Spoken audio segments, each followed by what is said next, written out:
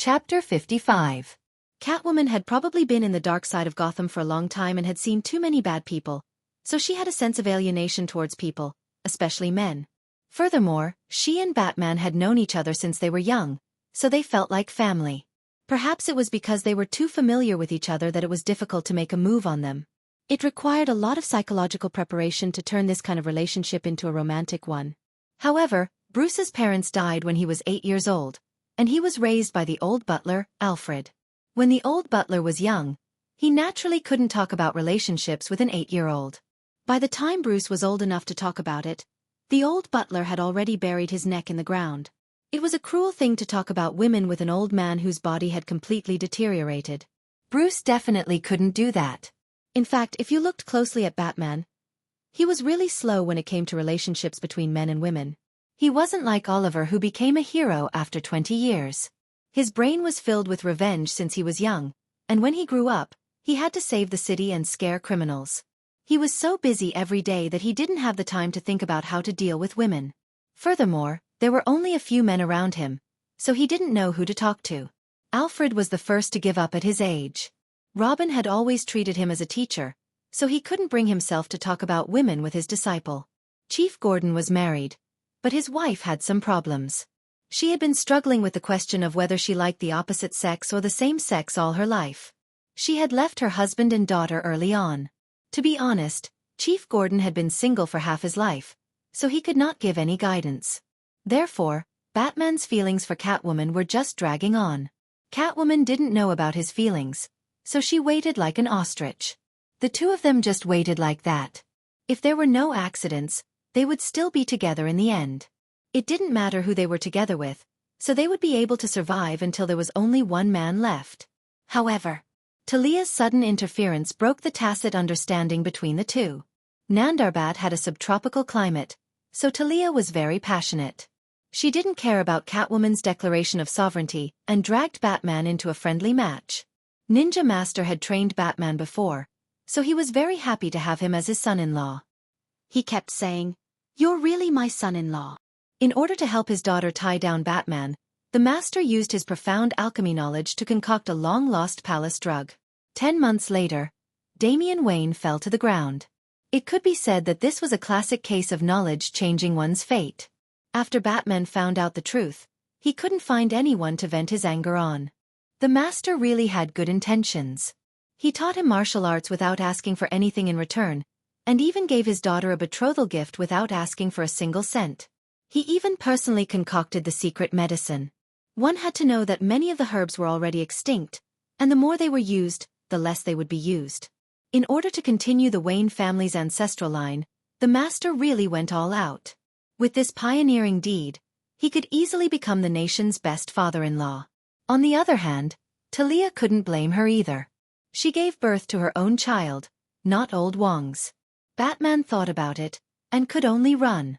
On a dark and windy night, without riding the white dragon horse or bringing his third disciple, Mr. Bruce ran away. He wandered outside for a few years, waiting for the news to die down before returning to Gotham. After that, Talia angrily chased after her husband. Today's situation in Gotham was 99% caused by his actions. Catwoman now felt wronged, sad, and a little worried. She didn't know what to do. On one hand, she didn't want to give up Gotham. This was her home. On the other hand, she didn't want to fight. She brought her child to look for her husband. Although breaking her husband's spine was a little extreme, it was also a way to express domestic violence. Maybe they liked this when they were together? What right did she have to get involved? No matter how she looked at it, she was just a lover. It was rare to meet Thea who had nothing to do and liked to listen to her ramble. Thinking that she wasn't familiar with her team, and that they would go back home in 2 days, she didn't have anything to worry about. Thus, she started to talk about her troubles. After hearing a few sentences, Thea understood the gist of it. She sighed in her heart. Actually, it was a very easy problem to solve, but these few people had created such a big problem. Batman had self-taught so many psychology books. He was a giant in theory, but a dwarf in life. No wonder he only knew how to scare the bad guys for 30 years without wavering. Translator, Lonely Tree Editor. Millman 97. As the saying went, one should apply what one learned. He had probably learned a lot, and it was not enough to describe him as a scholar. But as for how much he had learned, it was obvious from Gutan's reaction. As for Catwoman's current situation, although Thea didn't learn any great books, she could tell that her subconscious wanted to fight, whether it was a fight with the bad guys or a fight with Talia. However, Batman's hesitation made her feel a little awkward. She lacked a way to get out of the awkward situation. If she was Batman, she would be able to settle it with a few words. However, she wasn't, so she could only use a roundabout way to talk to her. That was to compare who was more miserable. When someone complained to you in real life, this method was very useful. For example, you said that your father ran away when you were 12, and you relied on your mother since you were young. Look at me. My grandfather was killed by the Japanese from the Foot Basin country when I was 9. Aren't I still alive and well? The most important thing to be a person is to be happy, right? When the other party heard this, they felt that it made sense. When they compared their own experiences, there was no such thing as the worst, only worse. They immediately completed their psychological construction and revived on the spot. This was what Thea was doing now. She artistically embellished her own painful experiences. Of course, Malcolm kept it a secret. He only talked about how he missed his father and brother, how his mother wanted to remarry, and his various misfortunes. The listeners were shocked and moved to tears. Catwoman was indeed shocked by Malcolm's painful experiences. When she compared her own past, although she lived a hard life, she didn't have so many bad things. Her childhood and youth were still pretty good. When she thought about it and compared it, she immediately felt that there were 4 words floating in the sky. That's not a problem. Then, Thea complained about the difficult lives of rich people. She talked about the snooping of shareholders, the framing of peers, the kidnapping and extortion of bad people. In short, she said, "Is it easy for me to live for so long?" Catwoman automatically thought of the scene when Bruce's parents were killed when he was young. Then, she thought of the F*King shareholders of Wayne Enterprises. Batman had used 20 years to completely take back the control of the company. Every one of them was greedy for money like a competition. He couldn't stop them at all. These people risked their lives to make money and weren't afraid of death. As Thea spoke more and more enthusiastically, Catwoman could only sigh. Sure enough, the lives of the rich were also full of misfortunes. They were indeed much more burdened than ordinary people like her. Chapter 56. The more Thea and Catwoman talked, the happier they got. They compared their life paths and found that they were surprisingly compatible. Thea suggested that she increase the intensity of her and Batman's love life. After all, they had known each other for so many years. She knew what he looked like, and he knew her depth. What was there to be afraid of? Just chase after him. It was too easy for a girl to chase after a guy. Speaking of which, it was quite strange. Gotham was a place where money was good but not people. Perhaps it was a feng shui problem, but every couple that was about to succeed would break up in the end. For example, Batman and Catwoman, Gordon and Barbara's mother, the Riddler and that girl. Every single one of them was a failure. Oh no, other than the domineering Joker, the rest were all broken up. Perhaps the feng shui of this place couldn't withstand the Joker's madness. Oh right. Have you guys dated before? Thea was doubtful that the serious Master Bruce knew that men and women needed to go on dates to be together. Just once. Catwoman was a little embarrassed as she spoke. She lowered her head and looked at her. It was that time when we went to Star City. All right, so this date of yours is just going to cause a ruckus at my place? So this was Gotham's way of expressing romance? It was quite unique. Don't you guys give each other gifts? Yes, my gloves and long whip were all given by him. Catwoman's blissful expression made Thea shiver. Oh my, I was wrong to say that Batman was slow. You're not that strong. Just as Thea was about to give her a good lesson on the 108 things to pay attention to in a relationship between a man and a woman. Hurry up, everyone hurry up. A young man dressed as a restaurant worker led a few burly men with pistols to the back of the kitchen. Thea looked at Catwoman.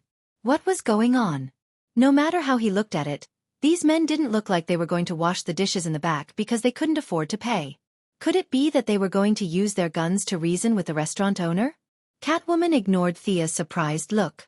She took a bite of the fish and said slowly, "They are probably collecting protection fees. It's nothing to be surprised about. Just get used to it. When in Rome, do as the Romans do." Listening to the gunshots inside, He looked around and saw that the diners all looked calm. They were eating and drinking as usual. Perhaps this was the custom here? With this interruption, it was difficult to continue talking about their love life. The two began to talk about Thea's skateboard. Catwoman was very considerate. She only asked about the design concept and didn't ask about the technical details. The two of them only discussed the practical aspects. To be honest, this skateboard didn't have too many technical barriers. Thea hadn't seen the data of the Green Goblin skateboard. She had just pieced together a similar skateboard based on her imagination. No one was more stupid than the other. If she could copy it, others could too. This thing couldn't be intellectual property rights. Not to mention others, with Batman's high IQ, it was easy to say that Thea and Felicity's work was as easy as flipping his hand. However, he could still make a similar skateboard after a few months of seclusion. Therefore, Thea's attitude towards Catwoman's questions was that she would tell her if she asked. If she didn't get the answer, then forget it. Just as she was drawing a sketch and talking about a few design points, a few burly men rushed into the kitchen with AKs. Thea looked at Catwoman again. Did this restaurant require an interview to wash dishes? Were these people from the previous batch of people from the same hometown? The previous batch of people felt that it was easy to earn money here, so they asked their friends to come quickly. The feline girl was also a little surprised. She unconsciously stretched her head to take a look inside.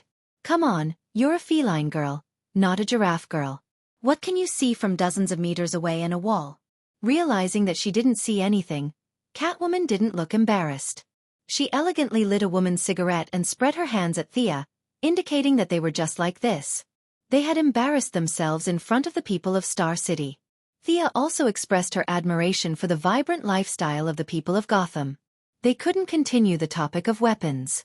They could only switch to the topic that Thea was currently most concerned about: how to fight in a high-heeled battle. Catwoman almost laughed out loud when she heard this question. This was exactly what she was proud of. In her previous love life, she was always at the stage of the audience when it came to skateboard equipment. She was the one who received the knowledge and guidance. Now, she could finally hold her head high. Thea, even a little girl like you doesn't know how to do it. Let me teach you a lesson. It's time for me to attack. She then explained her experience in detail.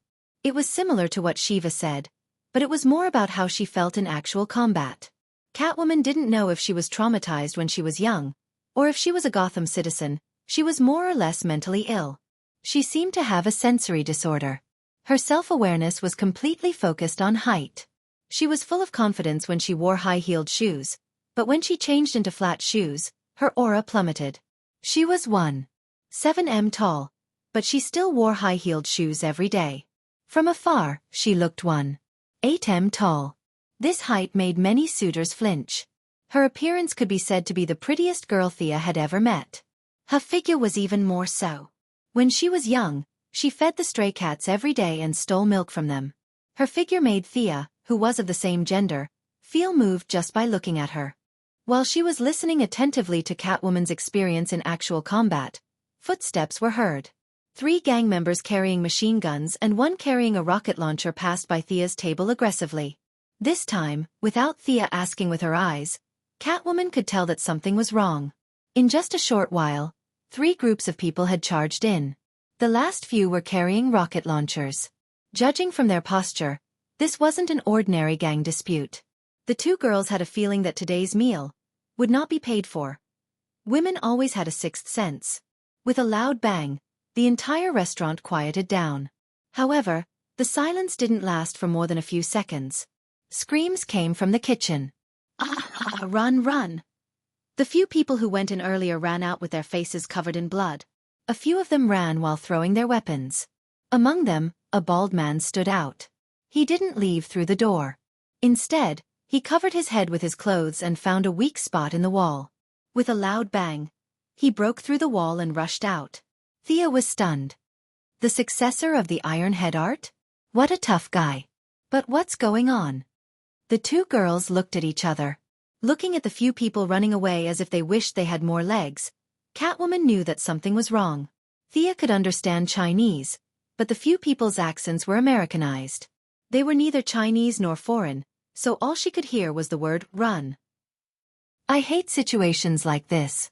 Thea didn't bring any equipment with her. She thought that nothing would happen in the police's area, but it was too late for regrets now. Catwoman was also dressed casually. She only had a dagger with her. However, looking at the chaos around her, she didn't have any intention of performing the 72 steps of Tan 2A. Since we can't start the fight, let's just run. Catwoman pulled Thea and ran out. Chapter 57. The two ladies were both agility-type heroes. Their long legs made them look like they were flying. They did not need to run faster than the Flash, as long as they could run faster than the customers in the restaurant. The two ladies gave the crowd a live performance of Run, Sisters. After running out of the restaurant, they found an open space and joined the crowd of onlookers. Since they did not know what was going on, as the host, Catwoman could not shirk her responsibility. She was also curious. Under Thea's gaze, she found a gangster who had entered the restaurant earlier and dragged him to the corner of the wall. After a round of punches and kicks, she returned to Thea's side. It's Killer Croc. I think he jumped out from the sewers. He killed 2 people at the scene. I didn't expect him to be released. Thea didn't ask who it was. In any case, she knew that Batman's team had dealt with him before. That was easy. This meant that there was a strategy. Many villains were very powerful in the early stages, but later on, they were reduced to soy sauce and replaced by new villains. The key point here was that the heroes had a strategy. The same trick wouldn't work on Saint Seiya the second time. There was a similar setting here. Many villains had mutated abilities. The first time, they didn't understand the situation and fought fiercely, but the second time, they could easily take the opponent's head. Abilities were temporary, but technology was a lifetime. Thea was more certain of her technology enhancement path. That was it. In fact, she had no choice but to do so. She was forced to do so by the situation. If she had Kryptonian blood, she would have found a beach to sunbathe. Why would she practice martial arts? She did not have a choice. Just as she was about to ask Catwoman to explain the strategy, the load-bearing wall of the Chinese restaurant not far away suddenly shattered. The entire building slowly collapsed and finally turned into a pile of rubble under everyone's gaze. What a pity. The fish in this restaurant is really good. Hearing Catwoman's murmur, Thea could only express her admiration for Gotham's strong mental fortitude. Let's go. Catwoman pulled Thea and walked out. Were they leaving just like that? What happened to the Friends of Justice, the defenders of the city? It's not good for us to just leave like this. After all, we ate a lot of food and didn't pay. We should help if we can. Can't you see that the restaurant owner has already fainted from crying in the toilet? Catwoman seemed to know her doubts and patiently explained, according to Killer Crocodile's past habits, he won't go on land when there are many people. He often moves in places with water such as sewers. Let's go back to change clothes and get equipment. He won't go too far. There is a small artificial lake not far from here. He will most likely go there. Thea scratched her head when she heard that they were going to fight underwater. Her equipment would be completely useless if she went underwater. She had never tested it underwater, and she had never heard of the hero who could shoot arrows underwater. Besides, she was also very resistant to getting wet. If they all wanted to go underwater, she could only support them mentally. Just as the two of them were rushing back, Thea's phone rang. Felicity's voice came from the phone. Thea, are you guys still at the scene? Listen to me, Killer Crocodile is in a man-made lake not far from you. Their naming skills are terrible. She muttered in a low voice. Robin is rushing over. Barbara is a little worried. You guys go and help him. Thea valued the taciturn Robin. After all, he was Batman's first disciple. If Batman didn't have a daughter, he would definitely be his son-in-law. Although Felicity didn't say that the situation was serious, it was still dangerous. There's no time to get equipment. Let's just go there. Sia hung up the phone and turned to ask for Feline Girl's opinion. Feline Girl was even more concerned about her teammates. Not to mention Robin, she would not even leave Barbara, who she did not get along with, in the lurch. She immediately led the way, and the two ran towards the artificial lake.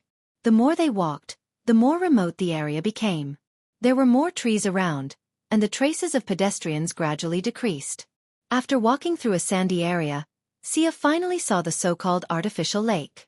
It seemed to be a large amusement park, but it had been completely abandoned due to lack of maintenance. The dilapidated wooden horses and the broken Ferris wheel added a touch of gloominess to this place that used to bring laughter in the past. The artificial lake was located in the north of the amusement park. When the two of them got closer, they saw that Robin was already fighting the killer crocodile with a short stick. This guy is really ugly. That was Thea's first impression. She could only tell from its appearance that it was a humanoid monster that walked upright. Its upper body was naked, and its body was covered in dense dark gray scales. Its head was huge, and its mouth was filled with sharp teeth. The guy was at least 2 meters tall. Judging by its thick arms and legs, it weighed more than 250 pounds. Thea shook her head. How much did it eat in a day? How did this guy become like this? Was it a malignant experiment or a biochemical modification? Thea saw that Robin was fighting with the big guy without showing any signs of losing. She wasn't too worried. She turned her head to ask Catwoman. She wanted to know more about it, but in fact, it was just to satisfy her curiosity. This guy that we'll call human, for the time being looked too weird. Look at his sharp teeth and big claws. With such a look, Gotham was able to let him live happily until today without dissecting or slicing him up. Your torch of love relay was pretty good. Catwoman pondered for a moment. Bruce collected his cells. From the current clues, he hasn't undergone any experiments or modifications. He's just a normal human with a little bit of atavism. Looking at the killer crocodile that was punching and kicking Robin in the distance, and still nimbly biting Robin with its big mouth, this was a little bit? This guy looks so bad that even his own mother wouldn't be able to recognize him. And you're telling me that this is a normal human? Are you kidding me? If this guy is a normal human, I'm Superman's 7th grand aunt. The cat girl glanced at Sia from the corner of her eyes and saw that she was frowning and raising her eyebrows. She knew that Sia didn't believe her, so she decided not to take the blame. This conclusion was made by Bruce. If you have any questions, you can ask him when he comes back. After that, the two of them focused on the fight between Robin and the killer crocodile. It didn't take long for Thea to understand that the killer crocodile had not undergone any training. He didn't know any punches or kicks. He only knew how to punch and kick. From this point of view, it wasn't too much for Batman to say that he was a normal human.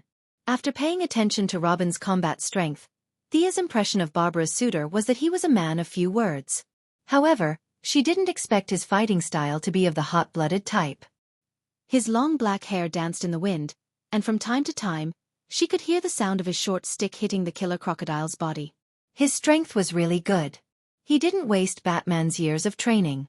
Thea was conceded that if she didn't use her technological equipment, she should be stronger than him. However, there was also a bit of luck involved. It wasn't a sure win, and if she made a big mistake, she might be defeated. The current situation was very much like a martial artist fighting a normal human with great strength. Although every punch and kick of the normal human was fatal, it was meaningless if the powerful force couldn't hit the opponent. Robin was sure to win. Chapter 58. Robin naturally saw that the two women had already come to his side. As the successor of Batman, who was a bit of a clean freak, he also had a very chivalrous demeanor. He shouted loudly, "Don't go, I can deal with him." Hearing him say that, Thea was a lot more relieved. In fact, she didn't have the slightest intention of going up to help. This killer crocodile came out of nowhere, and the scales on his body had a particularly disgusting mucus. Just looking at it made her feel uncomfortable. Catwoman grew up in the slums, so she could maintain a certain degree of tolerance for mucus. But just now, the wind changed slightly, blowing a rotten smell from the place where the two were fighting. Catwoman, who was caught off guard, hurriedly hid to the side. It was too smelly. She was known as Catwoman. Although she wasn't at the level of a cat, her sense of sight and smell had reached an extremely strong level. This sudden smell made her almost vomit out her lunch. The two women tacitly exchanged glances with each other. They were surprised to find that the two of them didn't have the intention to rush up. They were secretly relieved. Both of them thought in their hearts, "I'm not afraid of being dirty, smelly. I'm just protecting Robin's dignity as a man. If you don't want to, then don't go up." As if it was yesterday, the two women were watching the battle between Batman and Shiva. They crossed their arms and watched from the side, and from time to time, they would make some comments. Robin didn't know the trajectory of the two's hearts. His mouth said that he didn't want to, but in his heart, he was thinking that they should hurry up and fight together. He didn't have rhinitis, So after smelling the stench for 10 minutes, his nose was almost numb. He thought that after he shouted, the two heroes would rush up to help regardless of anything. He never thought that the two women would stand aside and watch. What's going on? Robin was a bit puzzled. Catwoman had always been warm-hearted, so she shouldn't leave him in the lurch. Was the problem with this girl from Star City? Is the crime rate in Star City so low because you guys are so honest? You don't want it and you don't want it? Previously, Robin had always thought that the people of Gotham were two-faced and two-faced. This made him, who was an upright person, extremely uncomfortable with it. However, the actions of the people of Star City today had really surprised him. He unexpectedly missed the cunning style of Gotham. Indeed, a house of gold and silver was not as good as one's own doghouse. We, the people of Gotham, also had our redeeming qualities. Thea didn't know that her actions had already labeled Star City as a real city. She was also thinking about how to deal with this kind of enemy, but she couldn't come up with a good idea. This might be the natural enemy of heroines. Let alone herself, even the female Superman and Wonder Woman wouldn't dare to fight him in close combat. Looking at how he was covered in mucus, every time Robin's baton hit him, it would splash a lot of indescribable things everywhere. Would Wonder Woman dare to use the lasso? Do you dare to use your treasured sword to chop me? Unless she didn't want the old one and was ready to use a new one. The best way to deal with this guy was to shoot a frost arrow from afar, freeze him into a big ice block, and then bury him deep underground. It would be safe and would prevent him from polluting the air. The mucus on his body might even promote the growth of plants. The more Thea thought about it, the more disgusted she felt. While her imagination was running wild, the outcome of the battle had already been decided. Robin used a Sambo joint technique to break Killer Croc's left hand, or should it be called left claw. Following that, he put away his baton and threw the enemy over his shoulder, but he misjudged the enemy's weight and his own strength. Only half of the shoulder throw was completed. It was thrown out, but the force was almost non-existent. Killer Crocodile didn't seize the opportunity to attack. Instead, it jumped into the lake. It was unknown whether Killer Crocodile was afraid of being beaten or he was naturally timid.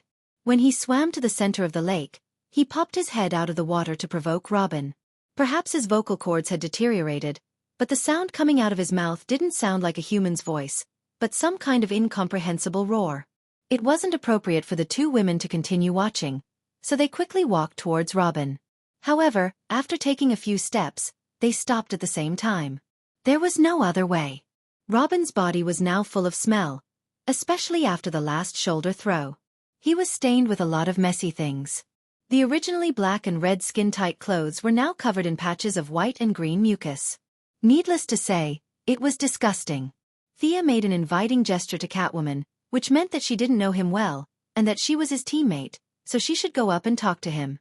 At the same time she thought mischievously, Robin, if you don't shower 8 times when you go back home, Barbara won't let you enter the house. Catwoman couldn't blame Thea for her lack of loyalty. This was her teammate, and it was indeed a little too much for her to stay away from him. She could only pinch her nose and go up to talk to him. Robin was the same as Batman. On the surface, he seemed to be tolerant of women, but in fact, he didn't know how to talk to women. Looking at him following behind Barbara every day without saying a word, it was obvious that he was a big boy who was so honest that he was almost dull. So, not to mention that the two girls were just watching, even if they wanted to hit him when he was down or even stab him in the back, he would only ask why and if there were any difficulties. He wouldn't stab them in the back. Are you hurt? Catwoman tried her best to hide her sense of smell, hinting that she didn't smell anything, and recalled the delicious taste of fried fish, grilled fish, fried fish, and so on. What? Crocodiles were also fish? Crocodiles were fish, and they were reptiles.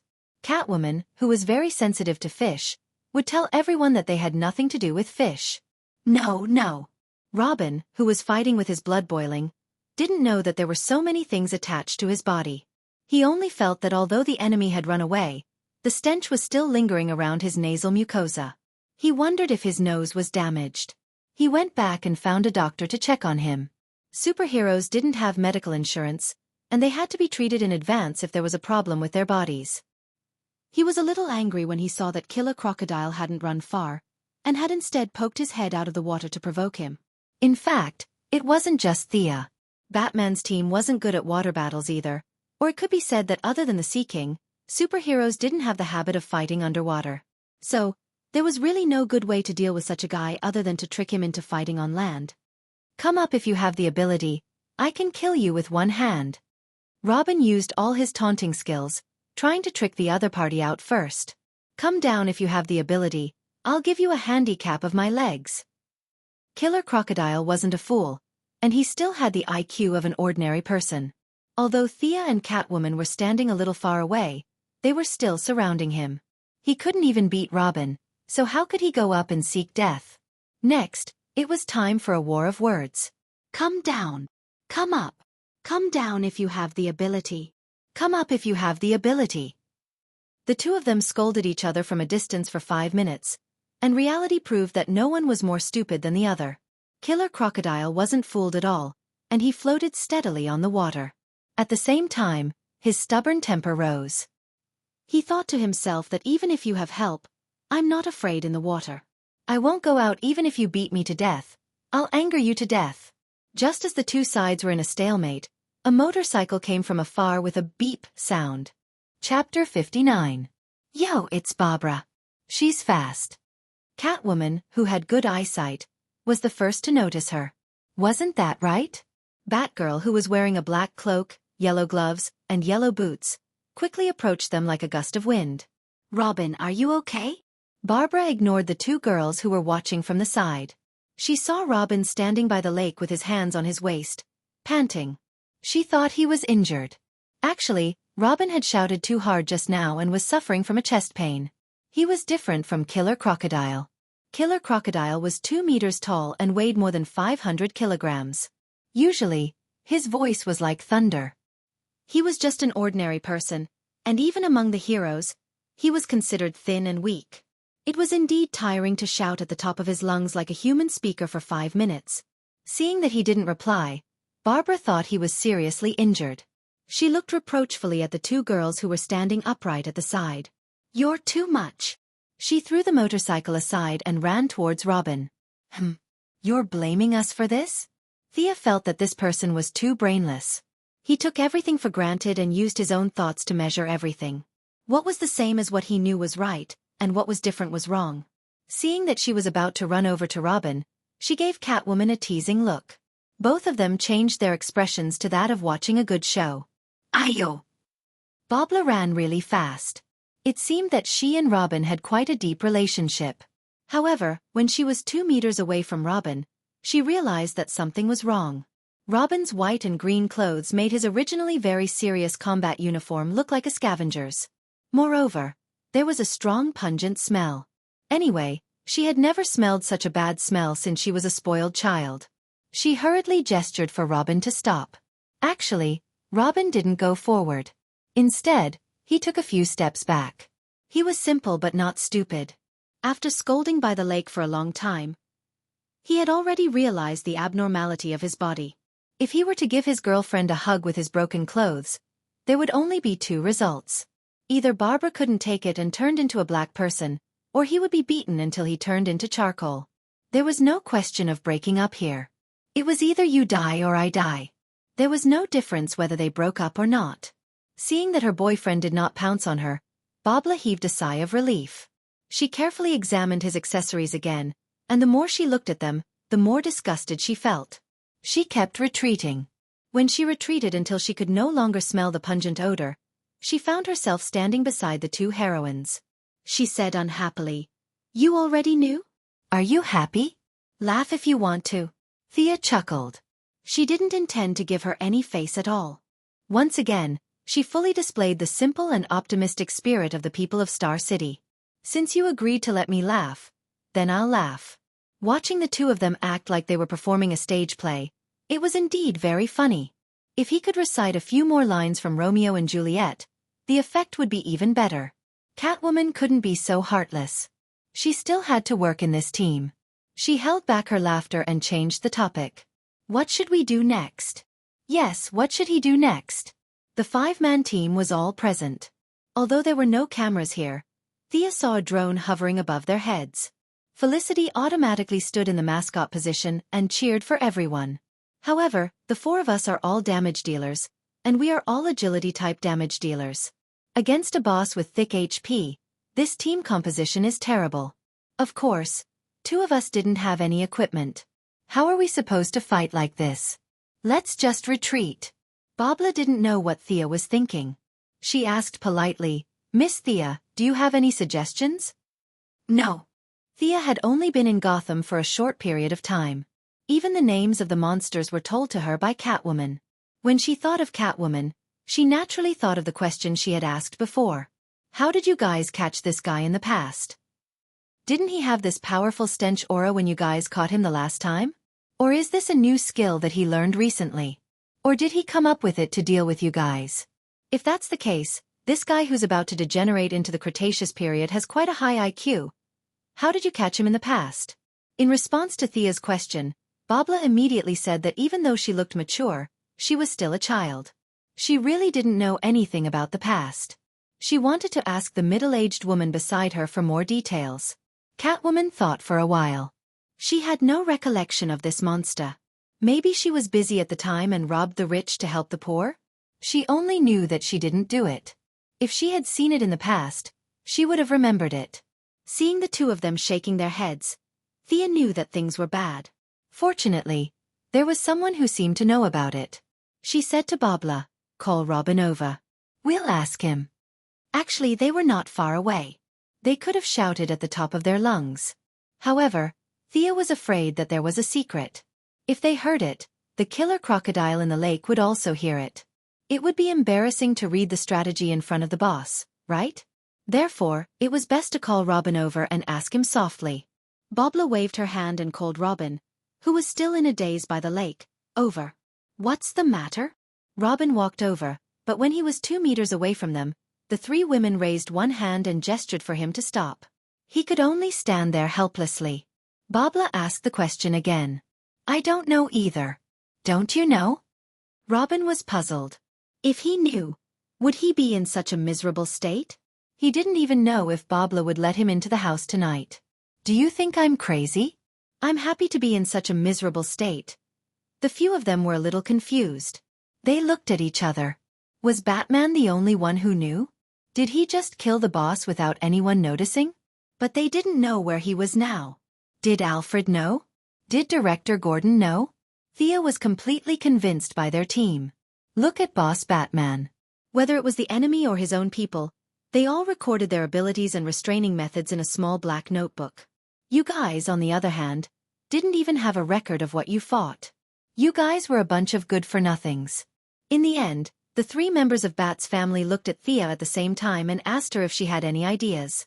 Of course, Thea had an idea. Her principle was to be prepared in advance. She had thought about it earlier. Frost Arrow was the most suitable way to deal with this stinky and strong guy. She would hide far away and shoot an arrow. She didn't believe that he wouldn't be frozen. If one arrow wasn't enough, she would shoot 2 arrows. The problem was that she didn't prepare many arrows. Coupled with the high cost, she only prepared 5 frost arrows. Her original plan was to use them against Bane. That guy had a big head and a thick neck. His arms could run horses and his fists could stand people. Perhaps his only weakness was his slow speed. If she limited his speed, he would be knocked down by a wave of ranged attacks no matter how strong he was. She could only worry about the future. She had to deal with the present first. Thea nodded. I have an idea, but I have to go back and get my equipment. You guys hold him back first. I'll be back soon. She picked up the motorcycle that Bobla had ridden earlier and drove out. Chapter 60. Bring me along. Catwoman saw that she was going back and jumped onto the motorcycle as well. She did not bring any equipment with her and only had a dagger on her. That dagger might be a little lethal against normal people, but it could only be used as a toothpick against that atavistic crocodile. We'll be back soon. You guys hold him back first. Thea said as she stepped on the gas and the motorcycle sped away. Easy for you to say, but how are we supposed to hold him back? The remaining 2 looked at each other lovingly. Barbara pointed at the center of the lake and said, Continue scolding him. Don't stop. Robin wanted to say, Why don't you scold him instead? Scold him? I've been yelling at the top of my lungs for almost 10 minutes. Although it's a form of scolding, which is a form of mutual harm, she can take a sip of the water to soothe her throat. My throat is almost smoking. However, looking at Barbara's indisputable eyes, he could only accept this difficult task with pain and joy. He would listen to his girlfriend and do whatever she told him to do. Although it would ruin his image as an honest and courteous young gentleman if he spouted vulgarities in front of his sweetheart, there were only the two of them here. He could not let Barbara scold him personally. A man should be more ruthless to himself. Come on. He opened the collar of his tight-fitting combat suit. He usually did not feel like there was a problem, but after 10 minutes of yelling, he noticed it. As he continued to inhale and make sounds, the ventilation at the collar was too poor and his entire neck was covered in sweat. Barbara was elated when she saw that her boyfriend had obediently stepped forward to scold her. She felt that she still had some tricks up her sleeves. Although her mother had long run away, and her close friends were infinitely close to zero, she was still self-taught in the art of taming her husband, right? But after listening for 2 minutes, she realized that something was wrong. In the past, Robin was a taciturn person who wouldn't say a word even if hit 3 times with a stick. When he spoke, he would say things like, "Batman is right," or "Barbara is right." Today, in just a few minutes of scolding, his words were tricky and vicious. It was really an eye-opener. What's more, he didn't repeat a single one of his vicious sentences. How was this possible? Barbara's gaze became even sharper. Could it be that he had found a little vixen behind her back? At the thought that he might be having an affair, Barbara couldn't care less about Robin's strong aura. She grabbed his collar and asked, "Who taught you these words? Where is she?" As long as Robin mentioned a location in the next second, she would immediately rush over. She would push aside the future of the people of Gotham. If she wasn't happy, what was the use of the happiness of the people of Gotham? "Ah, who taught you that?" "Oh, it's Miss Smokey." Robin was stunned by the question. He didn't understand what she meant. He racked his brain but still couldn't figure out the logical relationship. He could only answer honestly. After that, he pointed to the headset he was wearing. "Felicity." Barbara hurriedly took out her earpiece and put it on. Before she came out, Felicity had specially handed her one, saying that it was convenient for communication. She didn't have a good impression of the duo from Star City, so she didn't wear it. The earpiece was quickly connected. "Welcome, Barbara, to our chat room. I'll talk to you later. We still have important matters to attend to. Robin, please continue." The voice in the earpiece was very clear. She could hear Felicity hurriedly greeting Robin and began their important matters. She would say something in the earpiece, and Robin would repeat it with the human speaker outside. Barbara only felt that the scolding was extremely unpleasant and vicious. If she was in Thea's position, her blood vessels would have exploded long ago. She recalled how Thea's insults made her lose her dinner. Were the people of Star City also good at scolding people? To be able to scold someone on the spot without repeating a single sentence, what kind of vocabulary did that require? "Robin, take a break for half a minute. I'll find a new one. You should drink some water too." Felicity's tapping on the keyboard could be heard faintly shouting, "That baldy over there, pass me a bottle of water. What the hell is this? Why is she looking for a new one?" Barbara didn't understand. Was there a story behind this that she didn't know? Robin looked at each other. If his girlfriend had stared at him like this in the past, Robin would have fainted from happiness. However, he really didn't have the energy to do so now. He was panting heavily. He wanted to drink water, but he didn't have any. There was a layer of unknown substance floating on the surface of the lake. Killer Croc had a strong digestive system, so he could drink it, but he couldn't. He licked his lips and tried to think of something to quench his thirst. I'm back. Let's continue," Felicity said energetically. "Wait, I'll interrupt you. What were you looking for just now?" Barbara felt that she wouldn't be able to sleep tonight if she didn't get to the bottom of this. 100 Classic Scoldings in Real Combat, the latest edition of 2007. Have you guys seen it? I've seen a few of them, and I always thought it was worth collecting. I didn't expect to use it today. Haha. Robin, let's continue. Felicity's words strayed off the topic. Fortunately, she still remembered the important matter at hand and forcefully brought the topic back. "You people from Star City know how to have fun." Barbara felt that she had wasted her 20 years of life. She silently watched Robin imitate her and scold her. Needless to say, this was indeed a classic.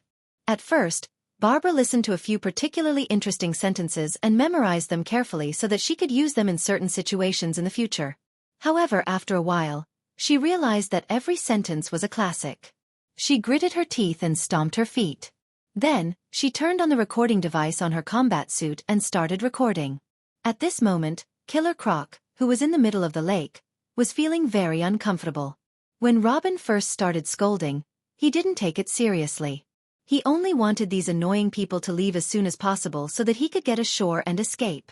This man-made lake didn't conform to the country's standards. He didn't know how much money the contractor had embezzled. This was a pure lake with only a muddy passage at the bottom. It was the one he swam from the Chinese restaurant. There must be a lot of enemies waiting to ambush him, so he couldn't go back. He swam around the bottom of the lake and couldn't find any other way out. However, he didn't despair. He was underwater while they were on the water. So be it. There was food and drink underwater. Who's afraid of who? As he pondered, he caught a small fish that swam past him and ate it in a few bites. He sneered at the people on the shore. When Sia left with the feline girl, he was happy for a while, thinking that these guys were going to retreat. But soon, he found that the young man who had thrown him to the ground had come to the lakeside again and was cursing at him with his cheeks puffed up. These people are really stupid. Are they trying to use such a low-level method to provoke me? Although my body has grown bigger, my brain is still smart. I'm a famous detective. Now I'm me. I'm a firework with a different color. He caught another fish and ate it slowly. Looking at Robin on the shore, Killer Croc was too lazy to come out and scold him. He would just treat it as a stand-up comedy for him. However, the more he listened, the more he felt that something was wrong. It was because Killer Croc's scolding was too harsh. In a short period of time, the names of countless relatives had come out from Killer Croc's mouth. His immediate relatives had already been mentioned. Now, he was even talking about his grandfather's grandfather's generation. Chapter 61. Killer Crocodile wanted to retort, but he remembered that he was abandoned when he was young and had to hide in the sewers every day. He was not like the 4 little turtles next door who had a grandpa who turned into a rat. He could only say a few words because he was smart and eager to learn. However, his poor vocabulary was not as good as the guy on the shore. Fortunately, the target of his atavism was crocodiles. These reptiles were naturally cold-blooded, which meant that their blood circulation was slower and they were not easily angered. Furthermore, Robin's brain was somewhat damaged after the mutation. Robin's scolding was a little too sophisticated. Many of his jokes needed to be repeated a few times to understand the meaning. Killer Crocodile was unable to understand the old ones and new ones popped up. Hey, Barbara, Thea and the others will enter the battlefield in a minute. We have to lure him out. I'll open a channel for you. Join in and scold him, Felicity said hurriedly through the earpiece. I have to join in and scold him? Barbara found it a little hard to believe. She had received higher education since she was young, and she had never done such a thing before. She was a little nervous. Would I be able to do it? However, looking at Robin's red face and thick neck from scolding, it seemed to be a very enjoyable thing to do. A strange sense of guilt emerged in her heart. Is this what they meant by learning well for 3 years and learning bad for 3 days? As a knowledgeable woman of the new era, she couldn't leave any regrets for herself. She had achieved both of these achievements by going to the kitchen and killing the wooden horse and climbing over the wall.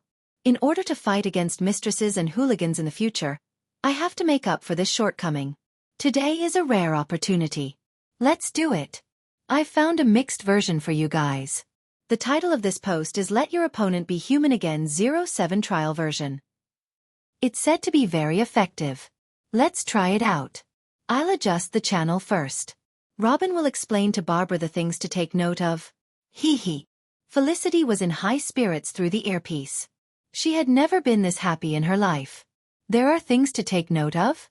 Can't you just shout at the top of your lungs? Barbara was a little confused.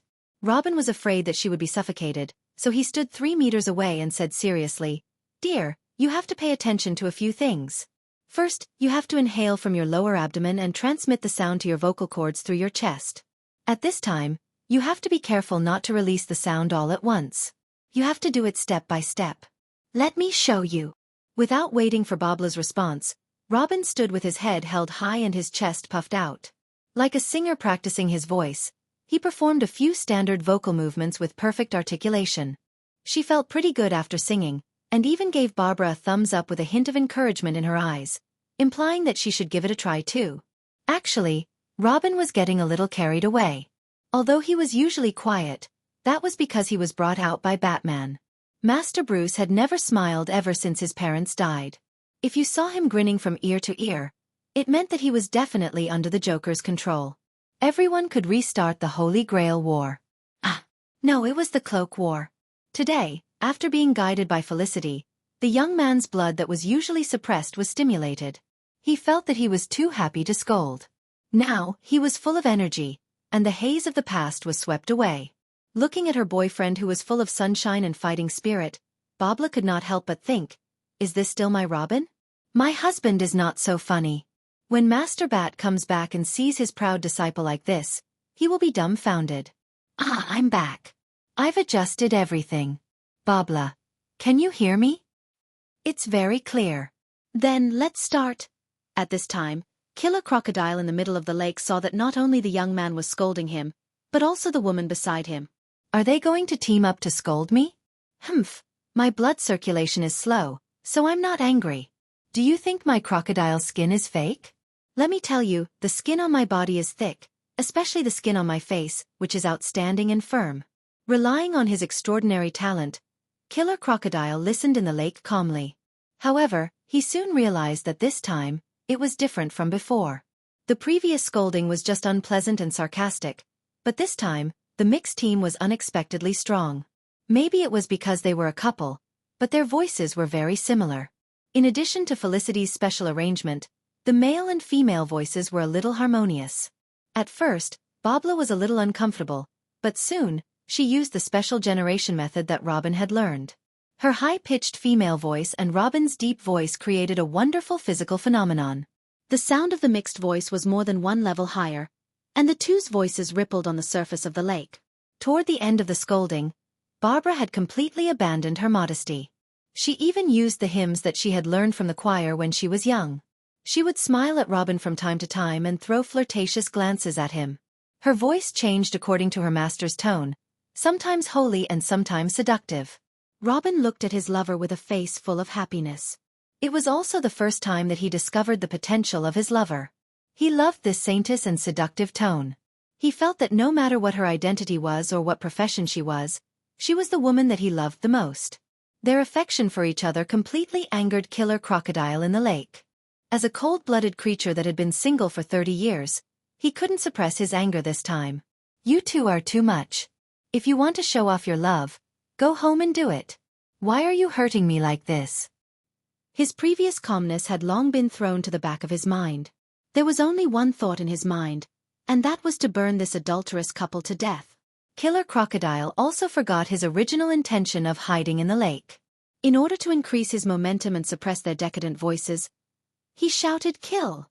and rushed out of the lake. This was a clip from a web novel that he had read in the sewers when he was young. It was said to be a translation from the distant Eastern world. In the book, whenever the protagonist was bullied or surrounded, he would shout "Kill!"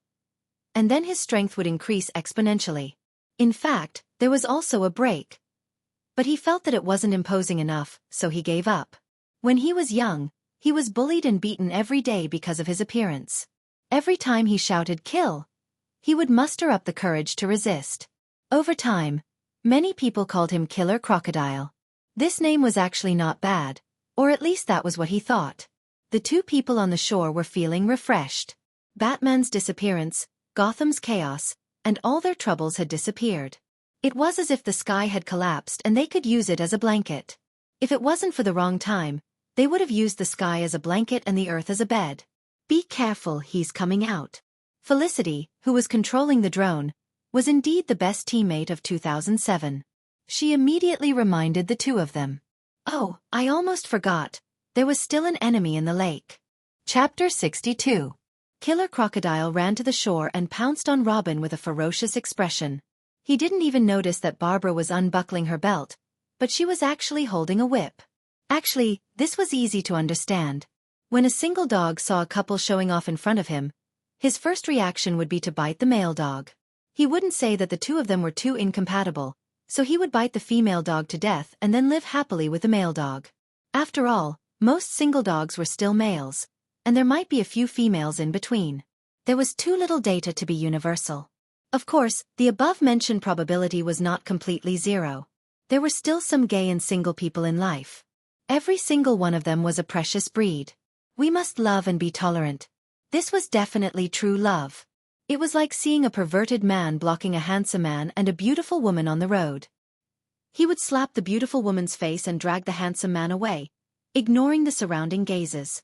At this moment, we should never take out our phones. Hello, is this 111? At this moment, we only need to silently send our blessings. Robin was secretly happy when he saw Killer Crocodile pouncing on him. He was not happy because he found his true love, but because he was afraid that Killer Crocodile would hit Barbara. Whether he could beat Killer Crocodile or not was another matter. He didn't want Killer Crocodile to knock out his fragrant girlfriend. Although Killer Crocodile had soaked in the lake for a while, there was still a pungent sour smell on him. You can do all you want to me. This was the true portrayal of Robin's current state of mind. His voice was hoarse from all the shouting.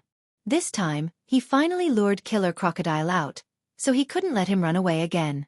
Signaling Barbara to cut off Killer Crocodile's escape route, Robin moved the battlefield a few steps closer to the shore. Felicity, have they arrived? Barbara saw her boyfriend fighting with Killer Crocodile again. Robin's condition was not as good as before. He had been standing under the sun for half an hour and hadn't rested at all. Killer Crocodile was like his own home in the water. He had enough rest and had eaten 2 fishes, so his stamina had recovered by more than half. Under this situation, Robin, who was mentally exhausted, could only try his best to dodge Killer Crocodile's attacks. Occasionally, he would counterattack, but it was ineffective. We're already here. If we rush out, we'll scare him. We'll fight our way out at the crucial moment. Thea's voice came from the headset. Actually, she and Catwoman had been here for a while, but they felt that the couple's cursing together was very powerful, so they hid nearby and didn't dare to come out.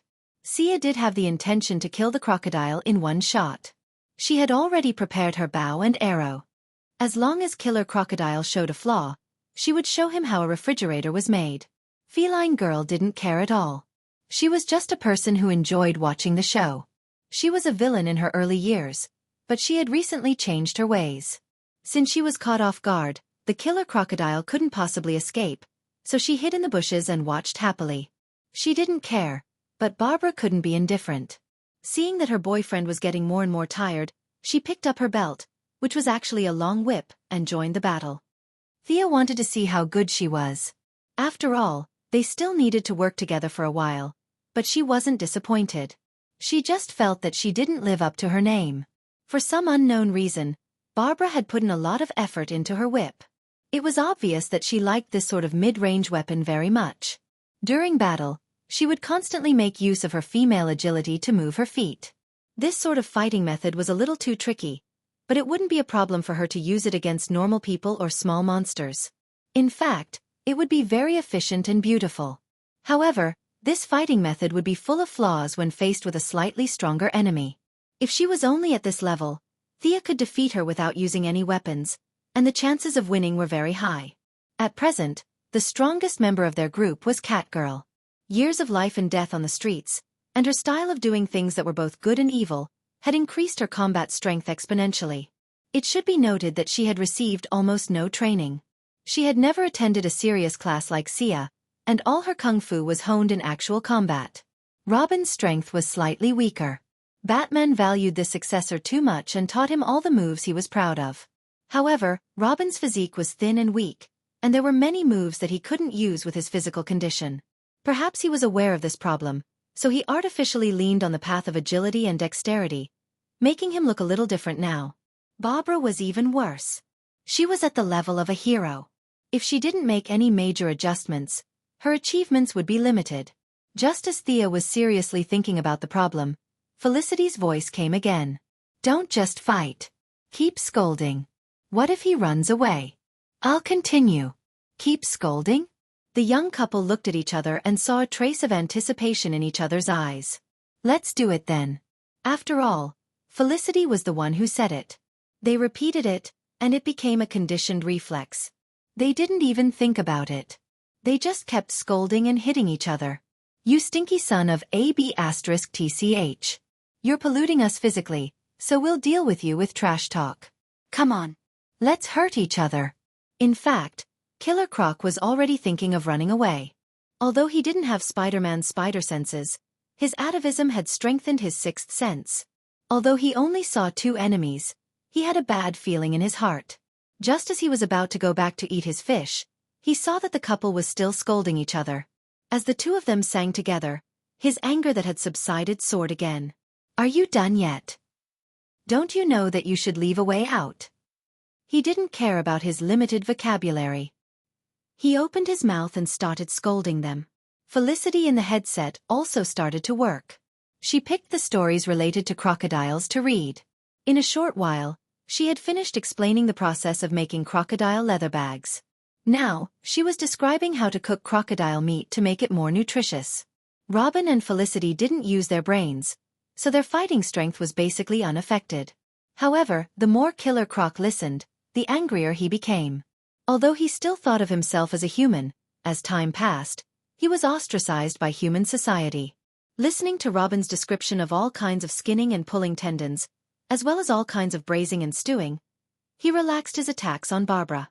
In fact, she was the one who was jumping up and down nimbly like a rabbit. Killer Crocodile couldn't hit anyone at all. Since it couldn't hit anyone, it didn't attack anymore. It ignored Barbara and rained punches on Robin. Robin had already used up a lot of his stamina, so he could only barely resist such a fierce attack. Barbara couldn't bear to see her boyfriend get beaten up, but her lethality was really limited. She could only swing her hand and wrap the whip around the Killer Crocodile's leg, hoping to rely on her own strength to hold him back and buy time for Robin to regroup. Chapter 63. Although Barbara's strength was weaker than Killer Crocodile's, it was only at the level of an ordinary person. Usually, such strength would not even be able to offset Killer Crocodile's own weight, let alone move him. However, Barbara's timing was very clever. She stopped him just when he was about to use up all his strength. Ha! Killer Crocodile was chasing after Robin when his right leg was suddenly entangled by the whip. He could not help but stop moving forward. It was a good opportunity. The feline girl, who had been hiding for a long time, saw the opportunity created by her teammate. Without hesitation, she immediately flew up and shot two throwing knives at the Killer Crocodile's eyes that were not protected by scales. At the same time, she pulled out her long whip and wrapped it around his left leg. This was a gift from the unromantic Master Bat on a date.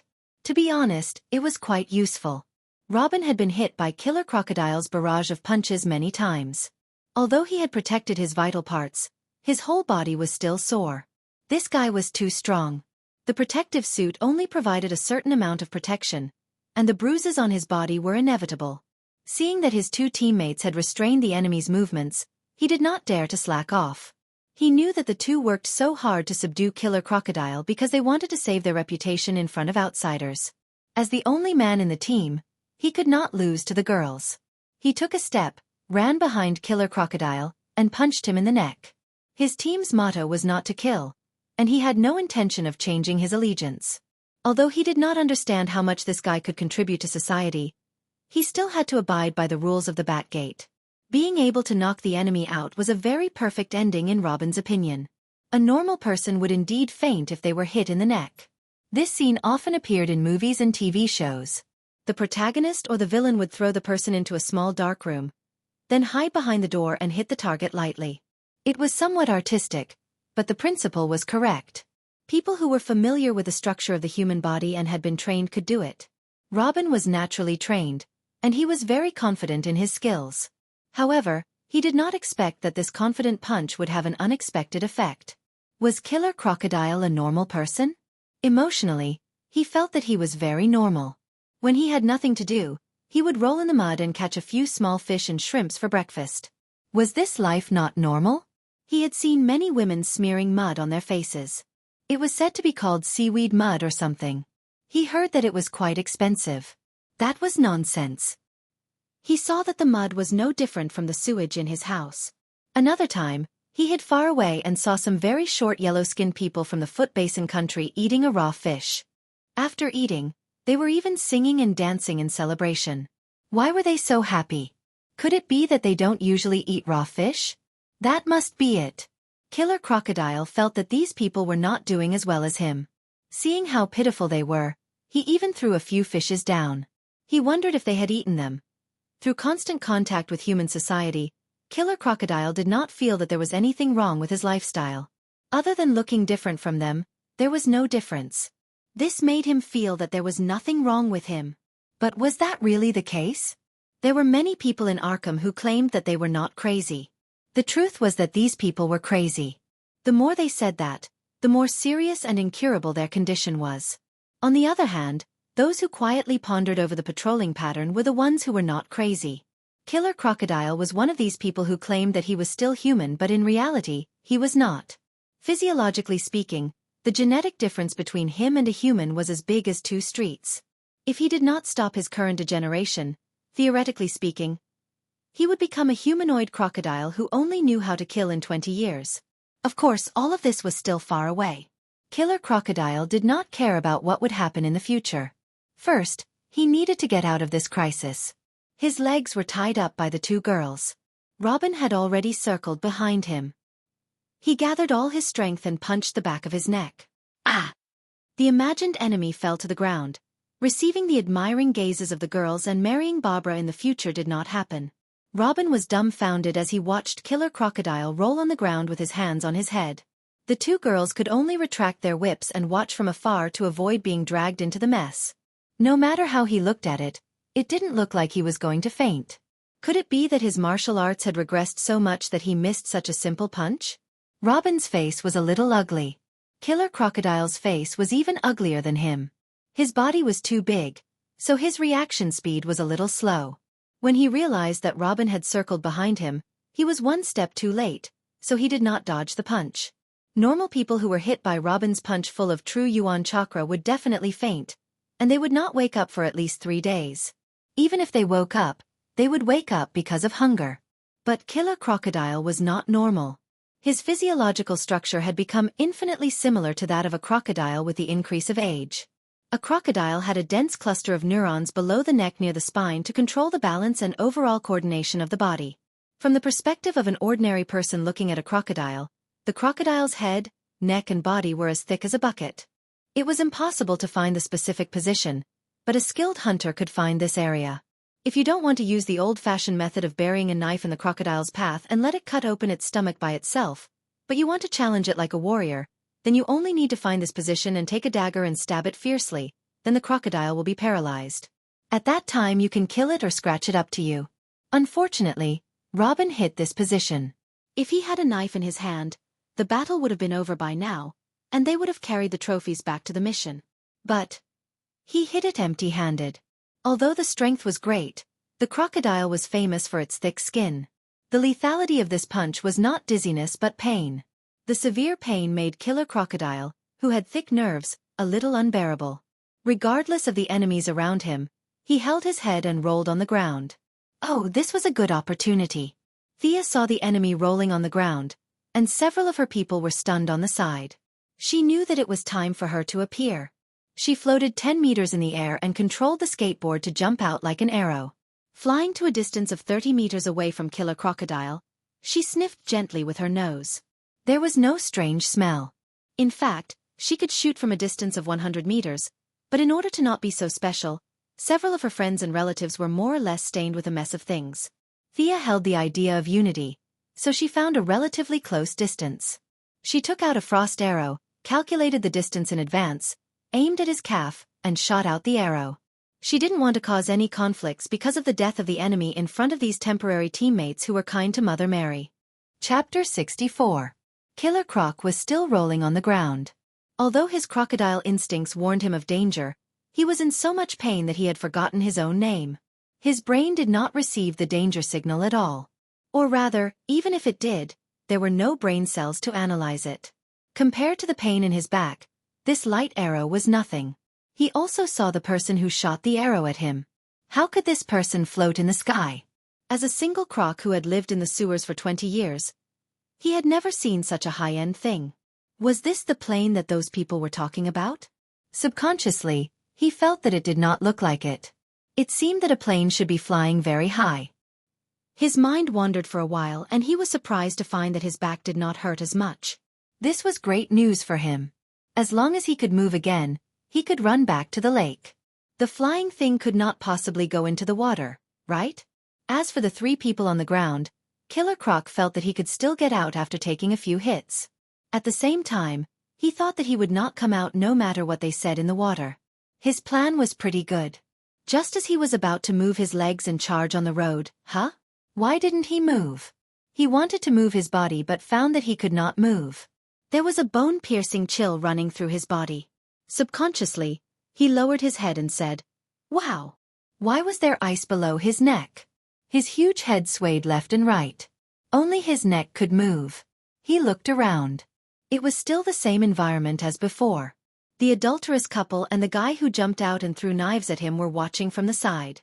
As the most familiar with Thea, Catwoman was a little dumbfounded. When the two went back to get the equipment, Thea roughly explained her fighting process, such as shooting an arrow from afar and restricting the enemy's movement speed. At that time, she thought that Thea was the type of archer who could shoot wherever she wanted from 100 meters away. One arrow would make a hole in the enemy's leg and restrict the enemy's movement speed. The rest of the team would swarm up and chop the enemy until he could not take care of himself. Then, they would loot the corpse and distribute the equipment.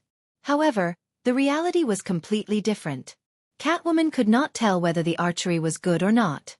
The main thing was that the next scene was too scary. The enemy was turned into a big ice block. This was a killer crocodile. It was born with a height of 2 meters, and it could even show its head. If it was slightly shorter, it would be completely frozen, right? Catwoman felt that the movement speed limit in her dictionary was different from this one. She was about to turn into an ice sculpture. Was this the standard of Star City? Judging from Killer Crocodile's appearance, not to mention its speed, it would soon enter the operating theater and become a happy paraplegic. Bobla, what's that on her arrow? When Robin saw that the battle had ended, he plopped down on the ground and panted in exhaustion. However, when he saw the frozen crocodile created by Thea, he didn't know if it was because of the cold or because he was a little frightened. But after seeing the frozen crocodile created by Thea, he quickly ran to Barbara and asked her about it. It should be some kind of chemical product. I can't tell the specifics, but it's really powerful. Barbara had gone through systematic higher education, and she was much more experienced and knowledgeable than Robin, who had always relied on self-study. She pondered for a moment and gave her answer. Do you think we can study this weapon? Robin was now very fond of this unknown chemical product. If you had this arrow earlier, would you be so tired like a dead dog? I'm afraid not. Mr. Bruce won't let us use this kind of weapon. It can be used against enhancers, but our enemies are basically ordinary people. Not many of them can survive this arrow. Barbara was actually a little envious. This kind of weapon was convenient and fast. No matter how strong the enemy was, it would be able to attack from 3 points in the shape of a triangle. The enemy wouldn't be able to escape. Unfortunately, as long as Batman didn't change his principle of not killing, they could only say goodbye to this kind of weapon and fight honestly. Then what if we develop it privately? It's great as a trump card. Robin was still a little unwilling to give up. Barbara laughed coldly. Do you know how much it costs to develop this thing? Do you have a laboratory? Do you know how much professional knowledge is required? Do you plan to rely on the two of us? She continuously asked 5 to 6 questions, leaving Robin speechless. Yes, the two of them didn't have a large financial group behind them, nor were they the illegitimate children of nobles. They were poor children who grew up in a circus. Barbara was a fair, rich, and beautiful woman, but she was only at the average level. He didn't know how many assets the Quinn Group had, but even if it wasn't as big as Wayne Enterprises, the difference wouldn't be too big. He knew how Bruce's Batmobile and Batfighter were developed, and how much money it cost. Thinking about the astronomical figures, Robin felt dizzy. He could only express his envy and jealousy towards the world of the rich. He should go back and take a shower, hug his wife, and live the rest of his life. Thea, what do we do now? Are we just going to leave this guy here? Catwoman looked at the big block of ice in front of her. The killer crocodile originally weighed 400 to 500 pounds, and now there was a block of ice outside. How much weight would it have to weigh? In the past, their strategy was to find the enemy, then knock him out and hang him in front of the police station. However, now that the police station had been breached, they couldn't go back for the time being. Also, They couldn't take the enemy away. The four of them were skinny, and they were in a team of 3 women and 1 man. The only man was so tired that he was hanging his tongue out. How could they move him? Thea honestly didn't think about this problem. Felicity didn't have a good idea either, so she might as well just follow her own plan. You guys get out of the way. I'll give him another arrow to strengthen it, and we'll leave him here. Thea pointed at Robin and Barbara, who were observing from a close distance. You're not going to kill him, are you? He's freezing to death. Barbara pointed at the ice sculpture and said, That's right, the killer crocodile's big head that was originally looking left and right had no strength to turn around. Its yellowish eyes looked helplessly into the distance, and the sharp teeth in its mouth made a clicking sound from time to time. It's okay, he won't die. Get out of the way. Thea didn't understand their strange principle. If he died, he died. If they didn't mention it, who would know? So what if they knew? This guy had degenerated to this extent. Was he still a human in the traditional sense? Was this guy protected by the law? Did he pay insurance and housing? Even if Batman jumped out now, Thea could still make him speechless. Besides, Thea didn't think that he would die from the cold. Didn't you see that Captain America was frozen for 70 years? After defrosting, he was still alive and kicking. This guy's physique was quite strong. Plus, crocodiles were naturally resistant to cold, so he wouldn't freeze to death for a while. Of course, some muscle atrophy and nerve paralysis were not within her scope of consideration. Chapter 65. Previously, she aimed at the calf, but this time, she didn't need to aim. She shot another arrow towards the upper part of the ice. This was all money. She hadn't found a fat sheep that could reimburse her. She could only hope that Master Bruce would come back soon. She really couldn't afford it. The 3 members of the Bat's family and friends didn't know what she was thinking. They only saw a flash of white light, and the humanoid killer crocodile was completely gone. An irregular 3 meters high and 5 meters wide ice block was hovering where the enemy was supposed to be.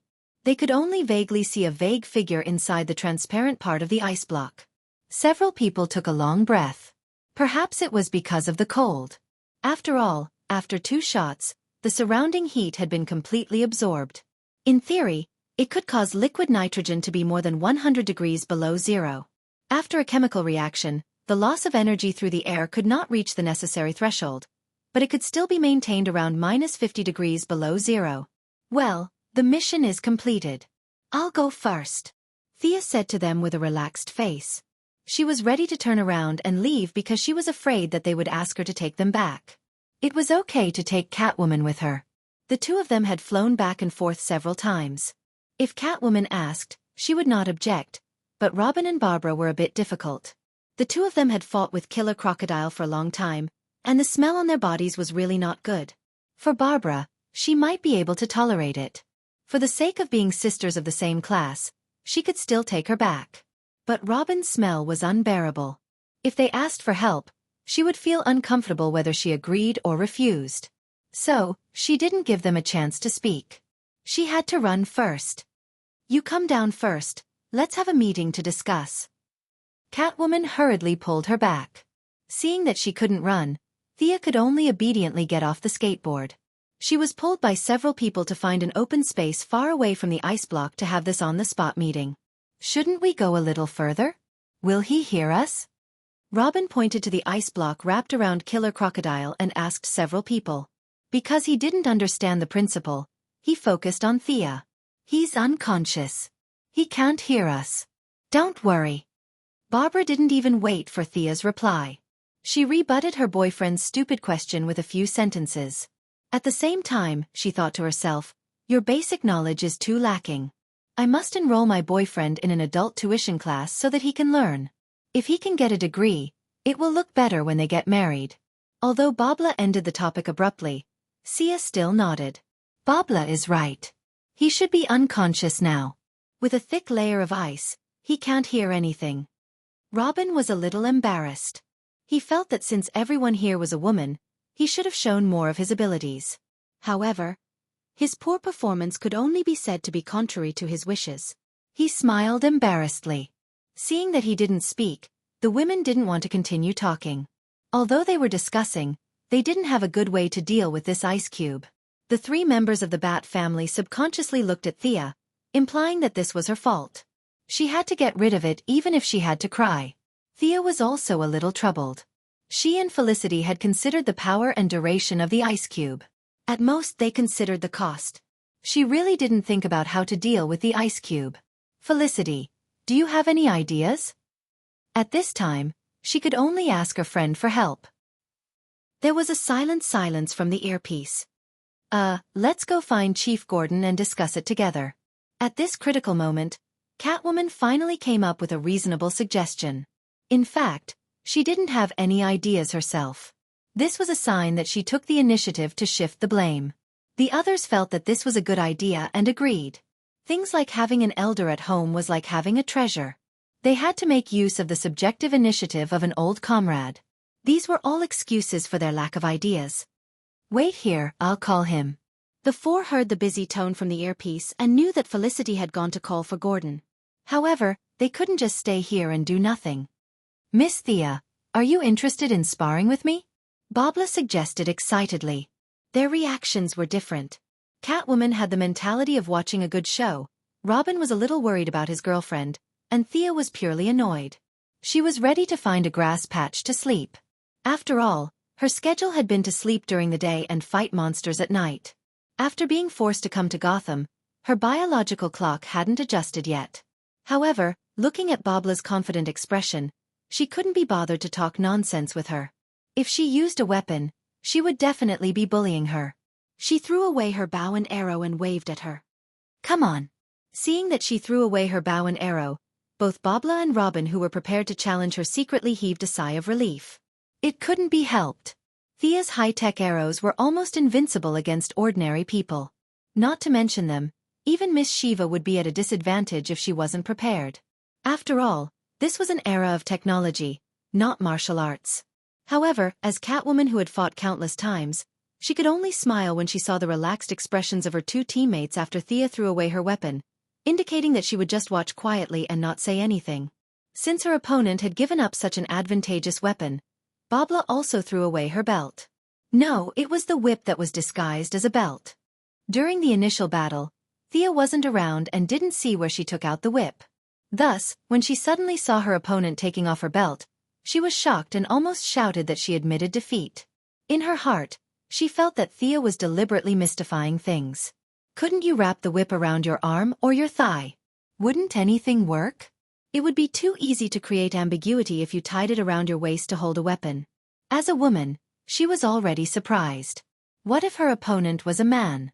Or the kind that had been single for 50 years?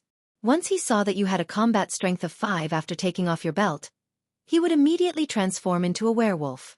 His combat strength would be over 100.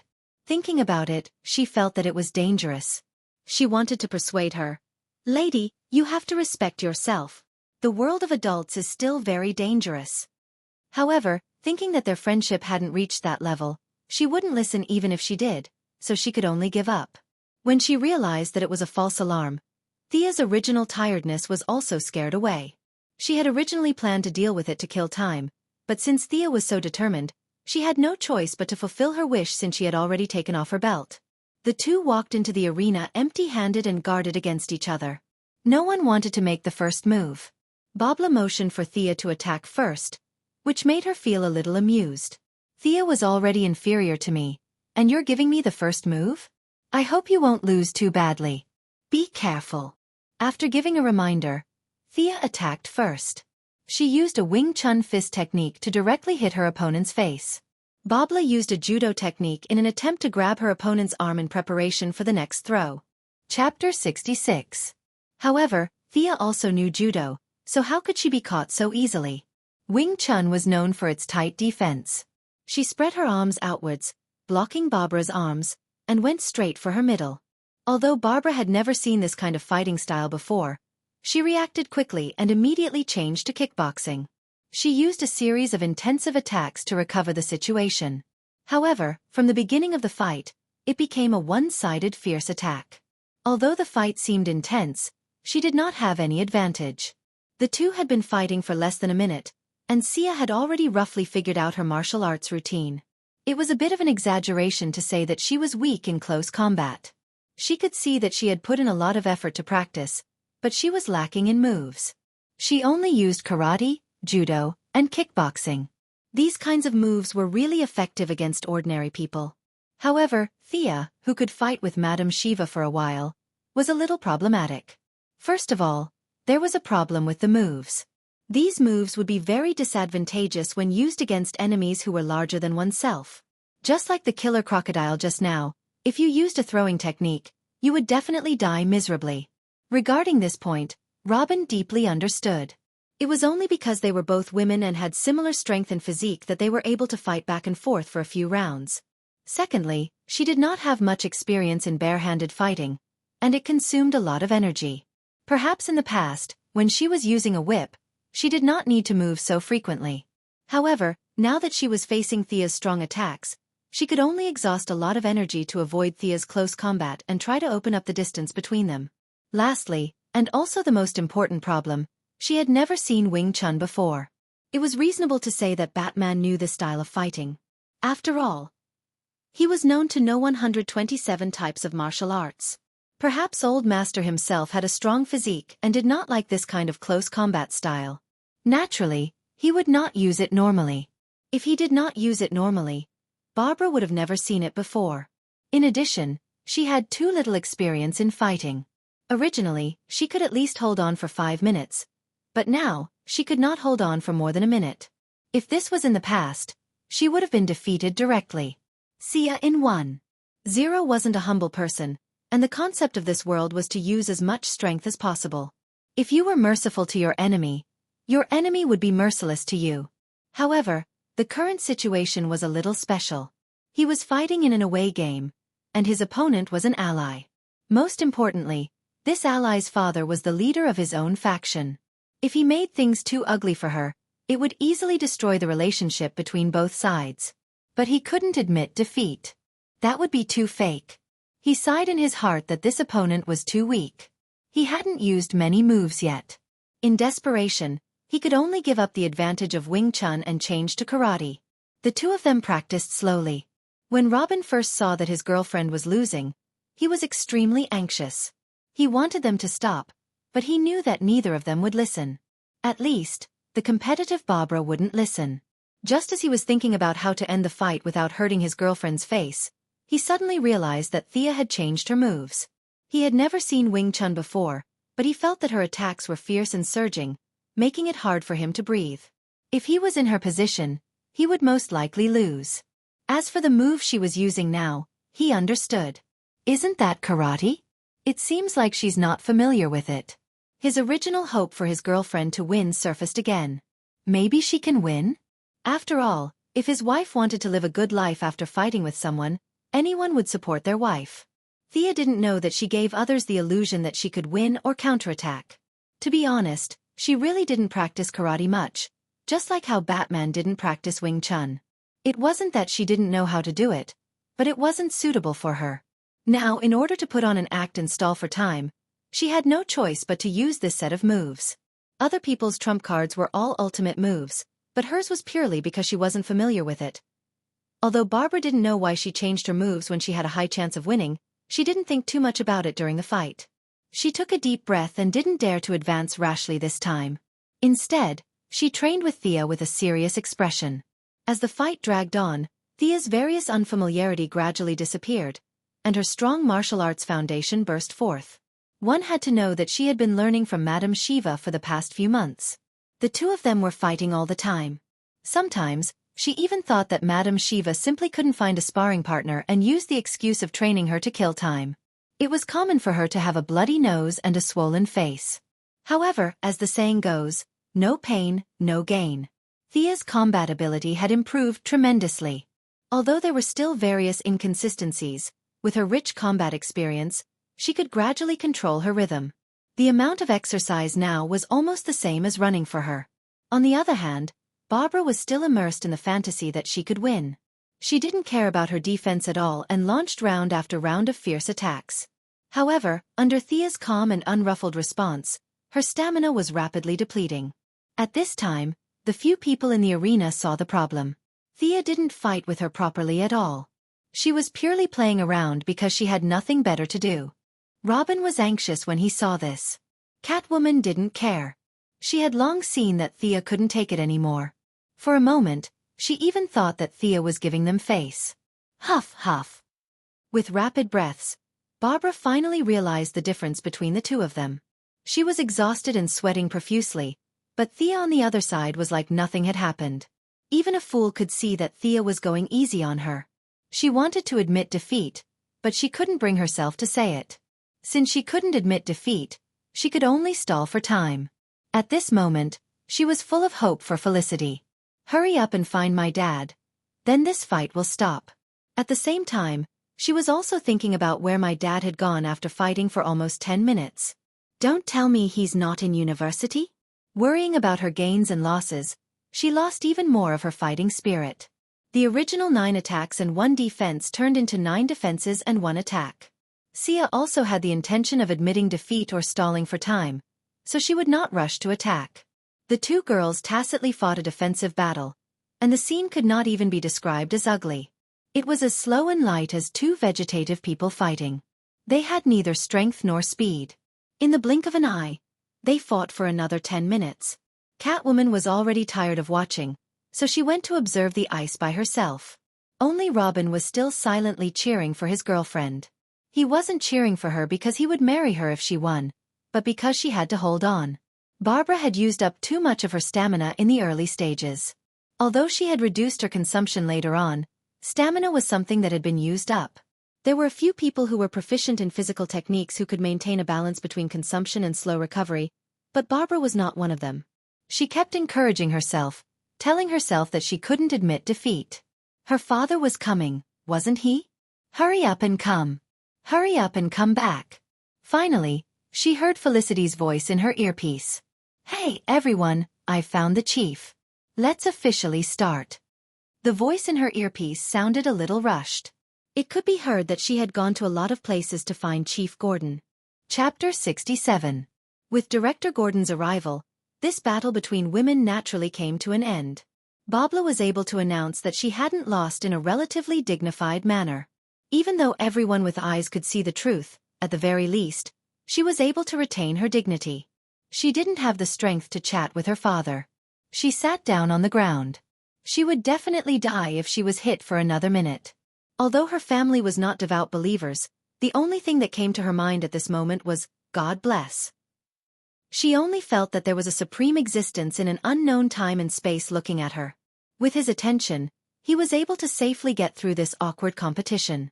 He had a feeling that perhaps he should do something for him. Perhaps there was a mission there? Thea did not feel any sacred mission. She just felt that it was all an act. She wanted to shake hands with Barbara or say something along the lines of, "Thank you for letting me win."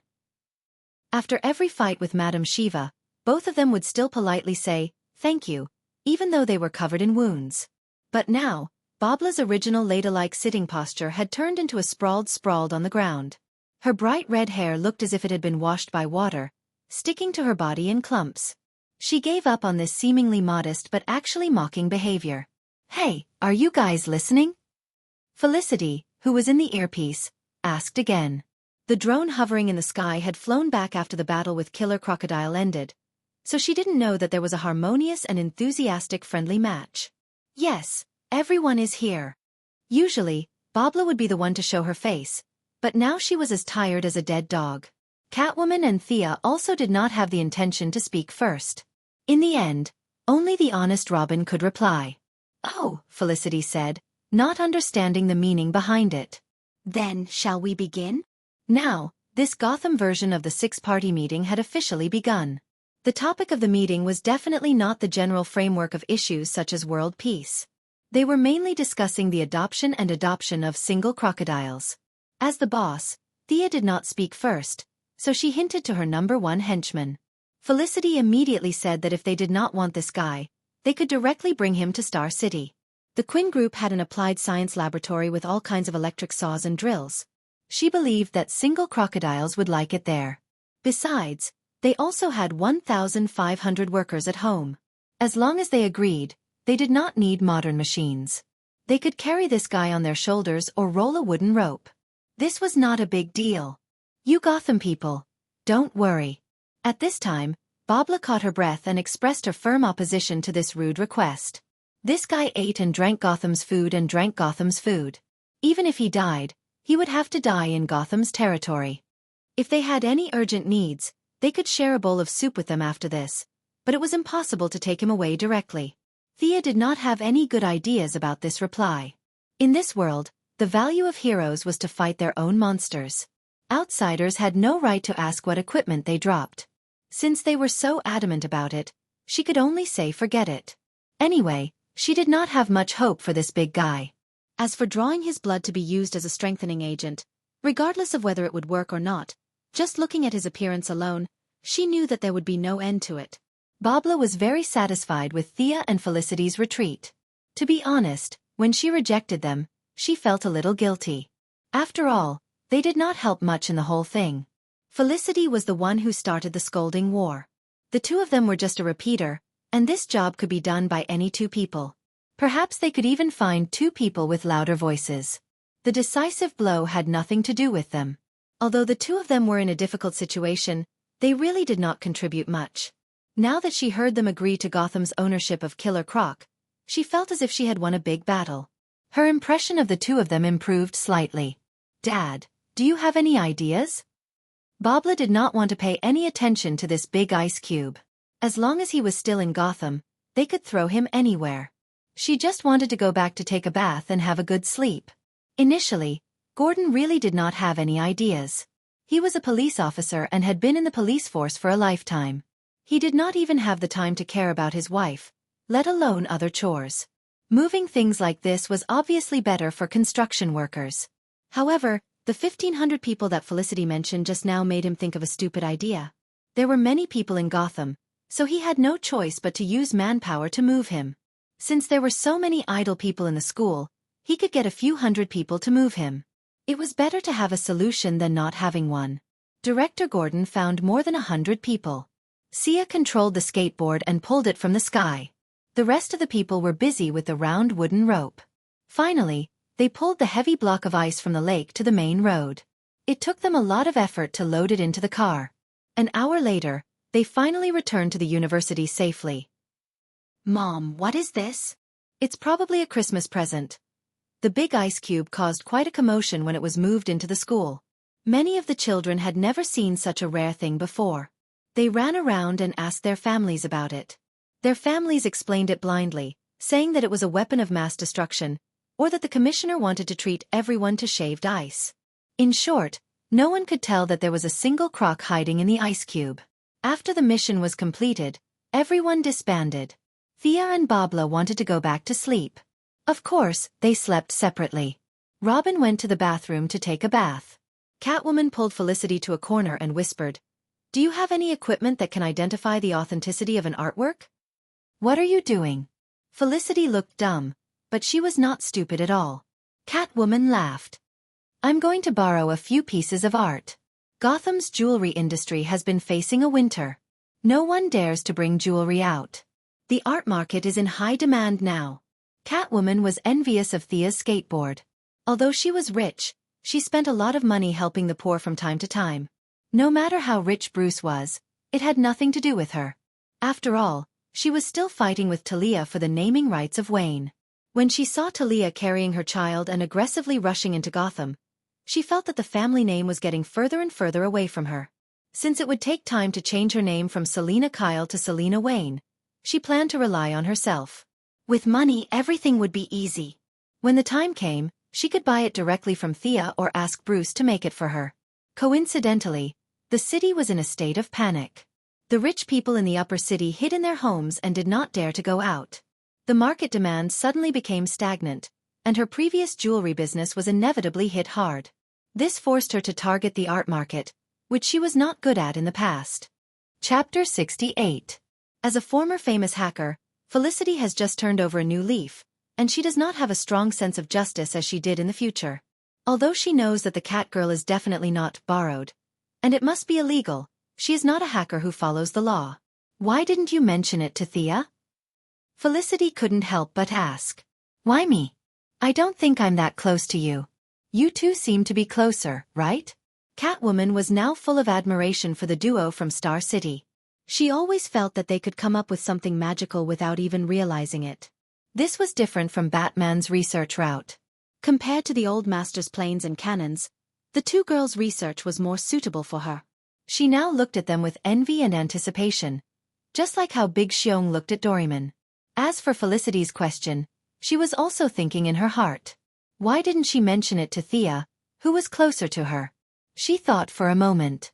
Maybe it's because of her identity. I always feel that she won't agree with my actions. I think we're very similar, so you should be able to help me. What did she mean? After listening to Catwoman's words, Felicity was a little speechless. Did she mean that she was like a bad person, or was she like a poor person? Did you think that Thea was a good person? Were you fooled by her little white flower disguise? In fact, Catwoman's vision was quite accurate. Thea had a lot of scruples because of her family, and she wouldn't easily trample on the law. At least, she wouldn't break the law unless it was a matter of life and death. According to the game's classification, she was at least in the lawful camp. As for whether she was lawful or neutral, it was still unknown. Felicity didn't have this problem. She had enough to eat and her family wasn't hungry. She was also very adventurous, otherwise, she wouldn't have volunteered to come to this place. Okay, this is for you. I don't know anything else. She opened the tablet and connected it to a mobile phone. She quickly operated it, then handed the phone to Catwoman and walked away briskly.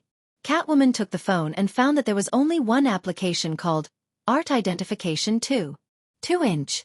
She clicked on the application. It was a very simple program. As long as you scanned the art, you could determine the age of the object and the production process. The database of the software was extremely large. Even the collections of Malaysia were included. Although she couldn't directly provide a proof of authenticity, this was enough. Catwoman didn't have any requirements for artwork, as long as it matched the era. Haha. Catwoman felt that Felicity wasn't being honest. If she was a good person, why would she prepare this software for no reason? It was obvious that she had written it long ago and just hadn't used it. This was a great help to him. When he thought about how his career could take off, he didn't pay much attention to Master Bruce being imprisoned. That night, Robin and Barbara had rested enough and went out to capture a criminal with a name. This person was called the Electric Torturer. It was said that it was a craft passed down from their ancestors. No one knew which generation of the Electric Torturers he was. However, Thea looked at the serious-looking middle-aged man and thought that he was a joke hired by someone. This person was extremely stupid. He carried a battery from an electric scooter on his back. It was unknown whether it was hydrogen or lithium. He connected two wires to a pair of gloves and electrocuted whoever he caught. It seemed very impressive, and it was very effective against ordinary people. However, the smart Chief Gordon had discovered a fatal flaw in their craft 30 years ago. It was afraid of water. You didn't even need to prepare anything. Just walk 3 meters away, open a bottle of my dong, and pour it on the person's face. This guy would be silenced. What kind of F***king technology was this? They didn't pursue innovation. Instead, they stuck to tradition for 30 years and passed down this stupid thing to their descendants. They even went against the Gotham police station. It could only be said that there was something wrong with this family's brains.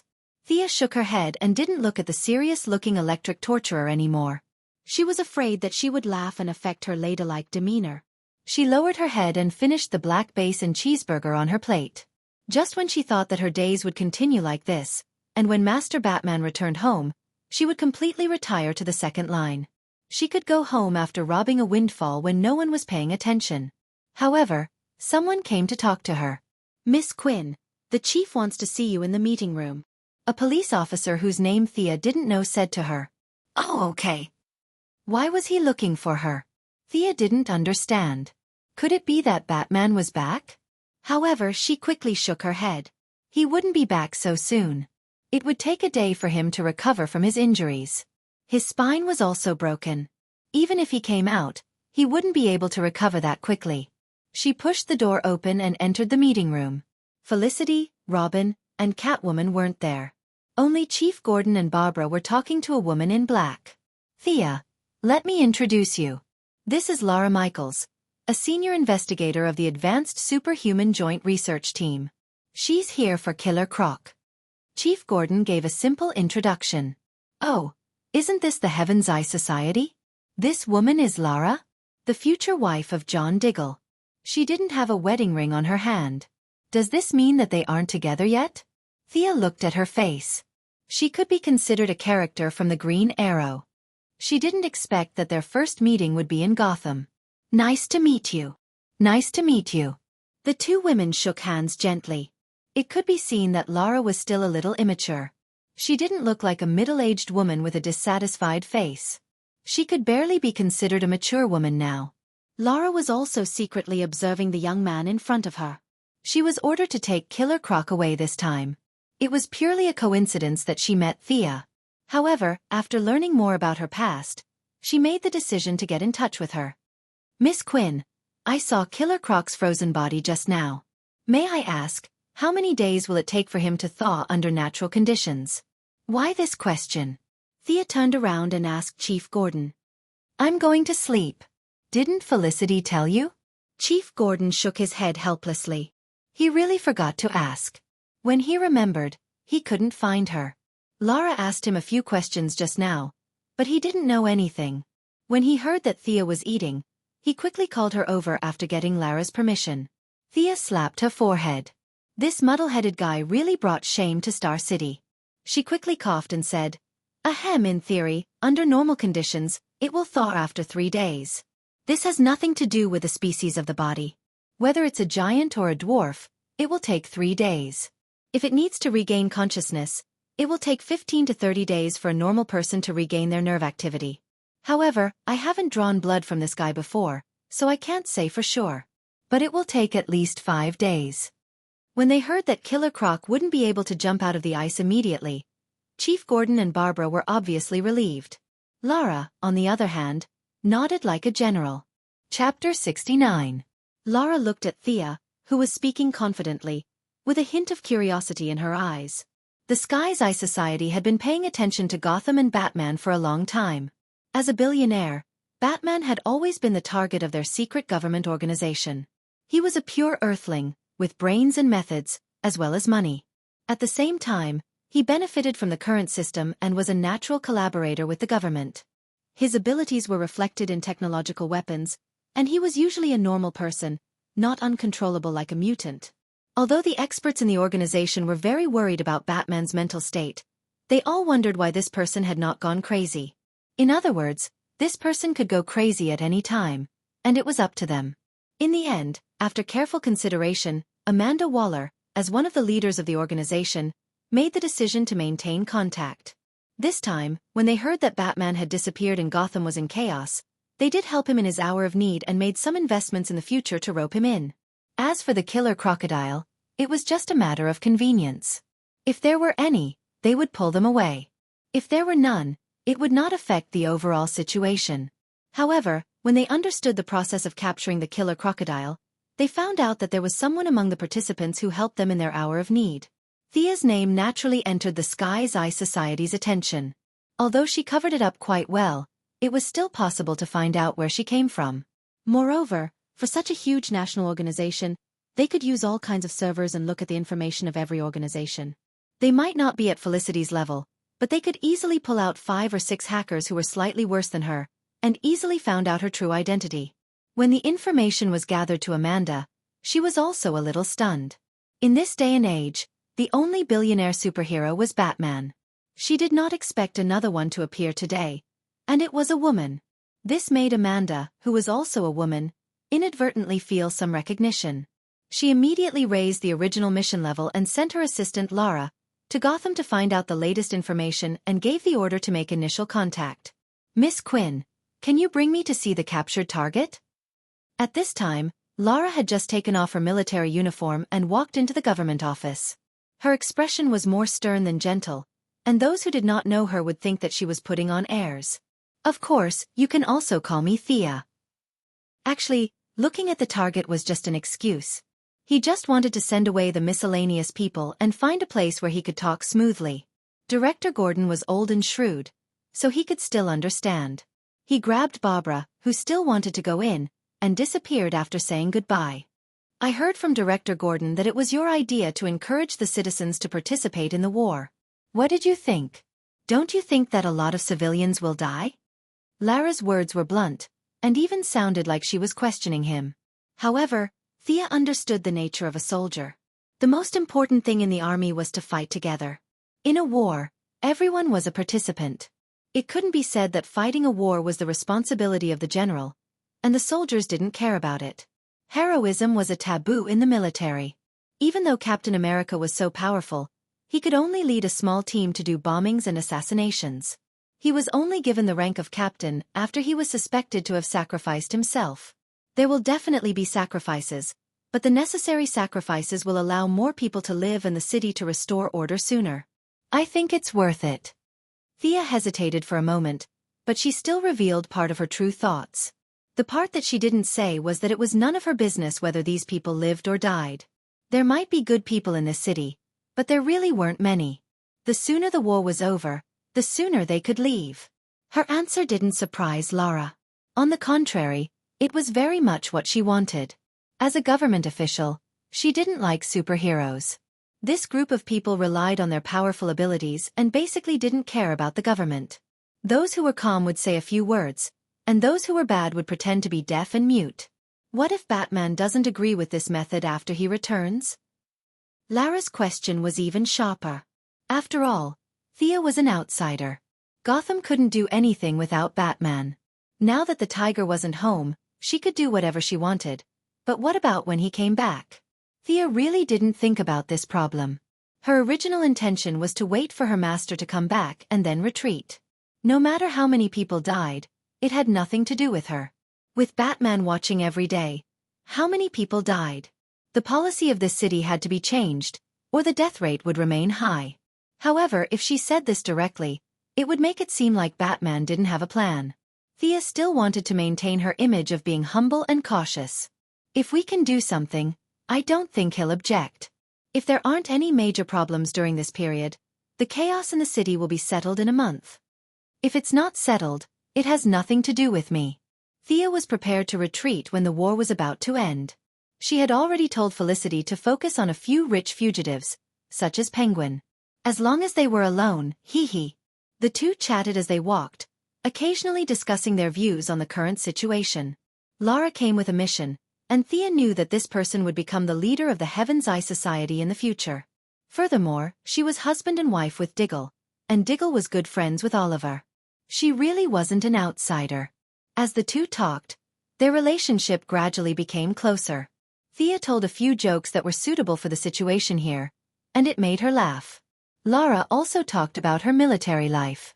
When she mentioned missiles, Thea listened carefully for a long time and felt that missiles were more and more difficult to obtain. The military's management was too strict. Was she going to stay at the archery stage? Before Lara left, she said that she would stay in Gotham for a while, and hope to talk again next time. Lara slowly walked into the car, and her expression changed from relaxed to serious. She connected the long-distance call. Amanda, the initial contact with the target has been completed. It's more optimistic than we expected. Oh, tell me more about it. The black woman in the camera, Amanda, showed a hint of curiosity. From the conversation, I can tell that she's very mature and has a lot of ideas. The most interesting thing is that her position is close to that of an anti-hero. She's against individual heroism, and she actually encouraged the citizens of Gotham to stand up against the thugs. I don't know if you've seen the pictures I sent you, but they've already set up a quarantine zone in the city. As Lara spoke, the serious expression on her face disappeared, and it was replaced by a teasing look. When Batman comes back, his expression will be very good to see. Amanda didn't say much, and she just nodded lightly. She changed the topic. What's Killer Croc trapped by? Do you know anything about it? The accompanying expert said that it's liquid nitrogen. I didn't expect her to use it as a weapon. To be honest, our experts are very impressed. The experts were more than impressed. They had already written a report to their superiors, and in the future, each person in the field would carry a few rounds. This thing was safe and environmentally friendly, and it was perfect for dealing with enemies of flesh and blood. Chapter 70. Thea was not surprised that she had caught the attention of the Heaven's Eye Society. It was only a matter of time. She was useful to them, and in turn, they could help her. Whether it was her mother's election or her own technological weapon, she needed a lot of connections. To put it in a more utilitarian way, she could become a hero and help her mother with the election. This was like handing over a hostage. As long as her mother was still working in the government, she could not do anything antisocial. At the same time, her heroic deeds would also give her mother more points, at least in the eyes of the country's upper echelons. After thinking about it, she realized that she did not say anything wrong and did not leave anything out. Relieved, she went to chat with Felicity. "Hey, Felicity, have you seen Catwoman in the past few days?" It had been 3 days since Lila transported the killer crocodile. Thea participated in a monster hunting activity organized by Babla. The process could be described as uneventful. She used entanglement arrows to catch 15 lunatics who escaped from the mental hospital. In fact, these lunatics were quite happy. Each of them charged fearlessly into the spider web. It was as if they were there to die. After the mission, Thea was bored. It was a little awkward to go out alone, so she wanted to find a companion. Felicity was too weak and the city was too dangerous for her, so she thought of Catwoman. However, after looking around, she realized that Catwoman was nowhere to be found. No one had seen her in the past few days. That was why she asked the higher-ups. "Ah ha ha, Catwoman. I don't know where she is either," Felicity said vaguely, shaking her head to emphasize the truth of her words. Something was wrong. Thea did not say anything. She only looked into Felicity's eyes. Felicity's eyes darted around and she muttered something, but she did not say anything about Catwoman's whereabouts. "You guys are quite loyal." Thea was too lazy to question them further. Anyway, it was impossible for the two of them to secretly side with Bane. Although the world was changing fast, it wasn't that fast. "Let's go to your room and drink." Felicity heaved a sigh of relief when Thea stopped asking. "Drink? Who's afraid of who? Come on." The two of them carried a few bottles of Gotham beer to Felicity's house. When they arrived at Gotham, Thea found out that Felicity had installed many games on her computer. Looking at the date of installation, it was when they came to Gotham to prepare their equipment. She was really not afraid at all. Did she think that they were here for a vacation? In fact, the two of them were here for a vacation. They were not the ones who were fighting at the front lines. Chief Gordon was so busy every day that his feet barely touched the ground. He had gradually recovered 1/3 of the city. As more and more police officers and ordinary citizens joined in, the recovery of the city was progressing like a rolling snowball. It was believed that this incident would be completely resolved in less than a month. The two of them were bored to death. Thea wanted to practice martial arts, but when she found someone, she realized that she was invincible in Gotham. Barbara would avoid her whenever she saw her. The Catgirl's whereabouts were unknown, and Robin adhered to the sex rule of not fighting with women. He wouldn't do anything no matter what she said. As a result, Sia could only play games and drink to get by. Actually, she was also suffering in her heart. Perhaps, the two of them played until they were drunk and fell asleep unknowingly. Kill them all. Are you in pain? Are you afraid? My dear, save me. Who's talking? What am I doing? Sia felt that there were many figures floating in front of her. Some she knew, some she didn't. A few of them seemed to be her friends from her previous life. Just as she was trying to recall, 2 more figures covered in blood walked past her. They were her mother and Malcolm. Why are they here? This is too strange. What's wrong with me? She shook her head hard. Her mother and Malcolm's shadows turned into old Robert and Oliver. Their faces were also covered in blood. Their bodies were slightly swollen, as if they had been soaked in water for a long time. Why is Oliver here? He can't be here. This is too illogical. I haven't even gone to look for him, and he's already here. What a joke. Thea finally realized that there was something wrong with her. She tried to use the breathing technique taught by Madame Shiva to calm herself down and adjust her thoughts. However, there was little effect. This made her confused again. It didn't seem to be her own problem. Even if she closed her eyes, she could still feel something floating past her. Did I meet a ghost? Where am I? I seem to remember being in Gotham. What am I doing in Gotham? She tried to recall. As her memory slowly recovered, her body gradually regained some mobility. Thea stumbled to her feet. She looked at her surroundings and the woman on the ground. Her focus was a little messy. This woman is Felicity? Something happened to her too? She could smell a pungent smell in her nose. It was a mixture of musk and some chemicals. However, Thea didn't have the time to care about this.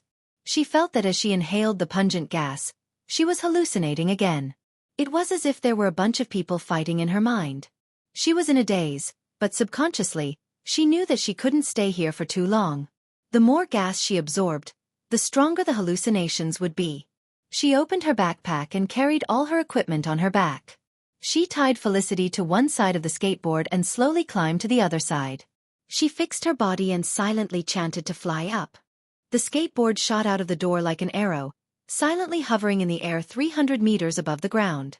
It seems that the effect of the mysterious gas is concentrated on the ground. Being blown by the cool wind in the sky, Sia gradually regains some consciousness. She finds that it is dark all around, and the moon is nowhere to be seen. She can only feel the thick dark clouds pressing down on the ground. Is it already night? While no one was paying attention to her, Thea hurriedly drove the skateboard away from the area. When she couldn't smell the gas anymore, she lowered her altitude and found a house.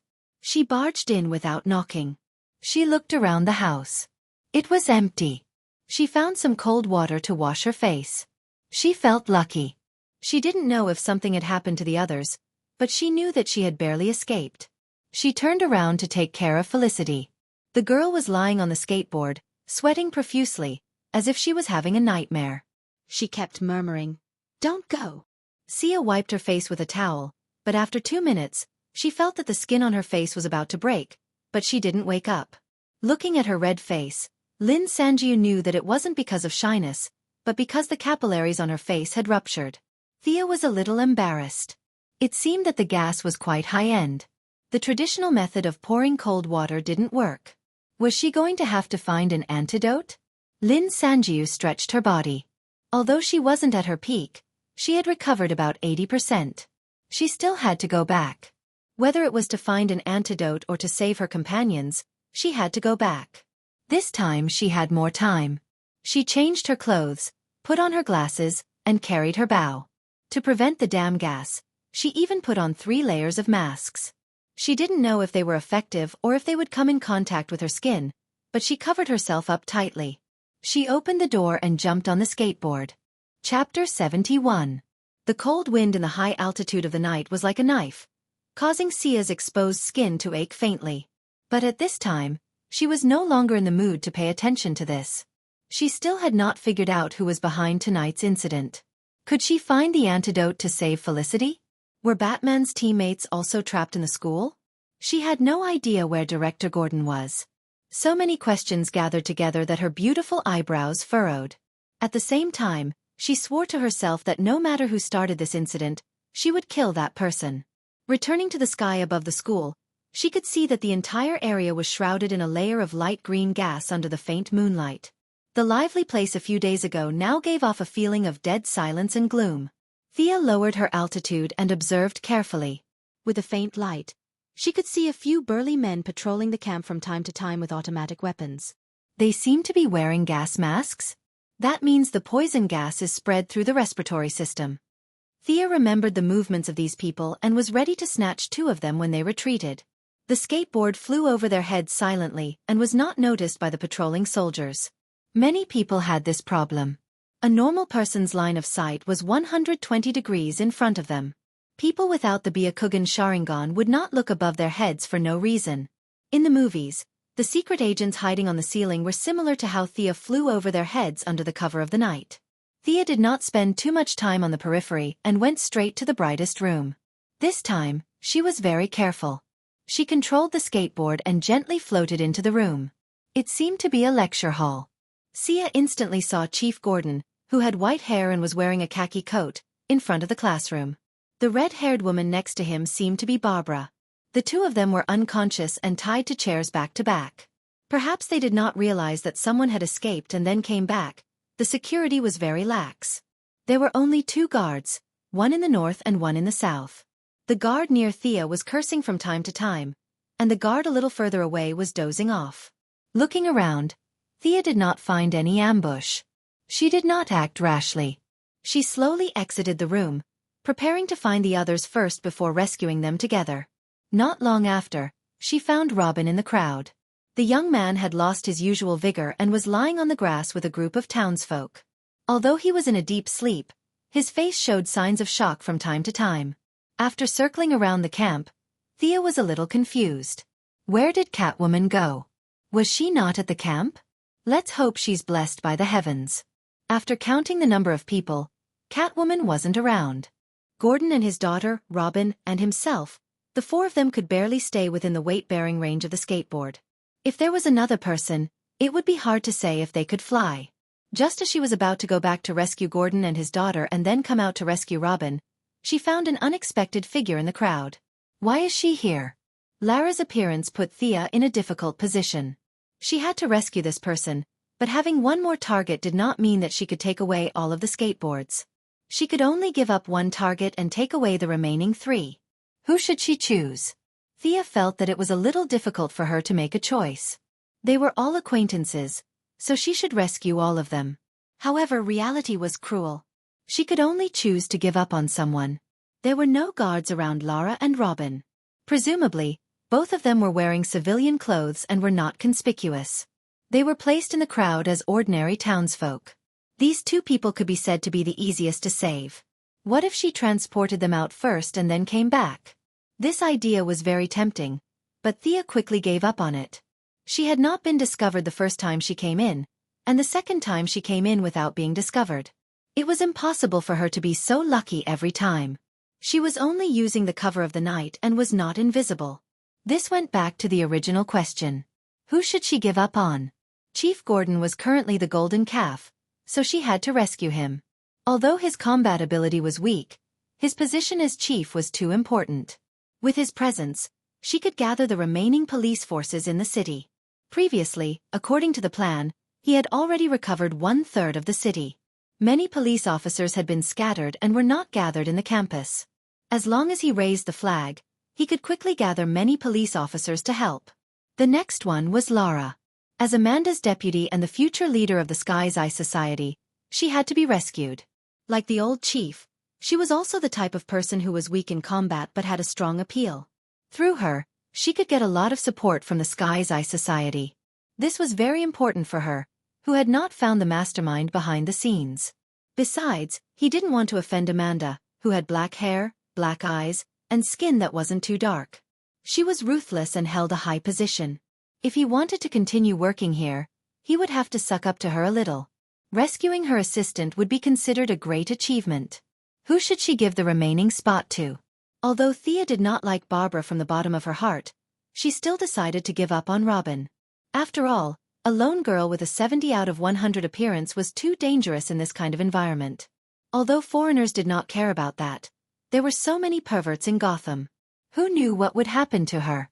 Robin had thick eyebrows, big eyes, and a thin body. To be honest, his appearance, figure, knowledge, and speech did not fit the aesthetic standards of this place. It was really a miracle that Barbara would fall for him. Presumably, no perverted girl would fall for him. She hoped that he could keep his thing. Actually, even if he could not keep it, she would not lose anything. She silently wished Robin the best. Take care. It's not that I don't want to save you, but there's no more space on the bus. While the patrolling guards were far away, Thea quickly tied Lara to the side of the skateboard and turned around to save Gordon and his daughter.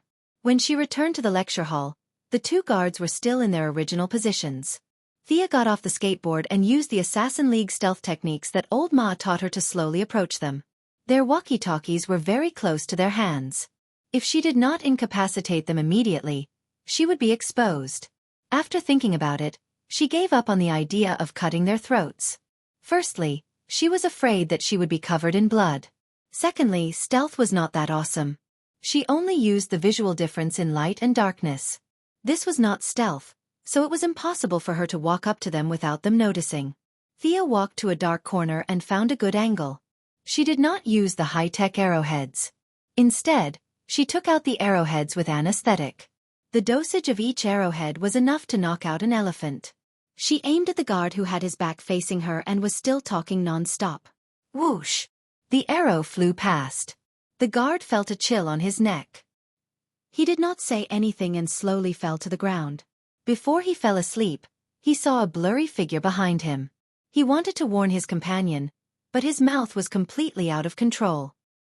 His fall alerted the god who was dozing off not far away. Before he could understand the situation, he saw a white light gradually expand in his eyes. Although he tried his best to dodge, he was still stabbed in the shoulder.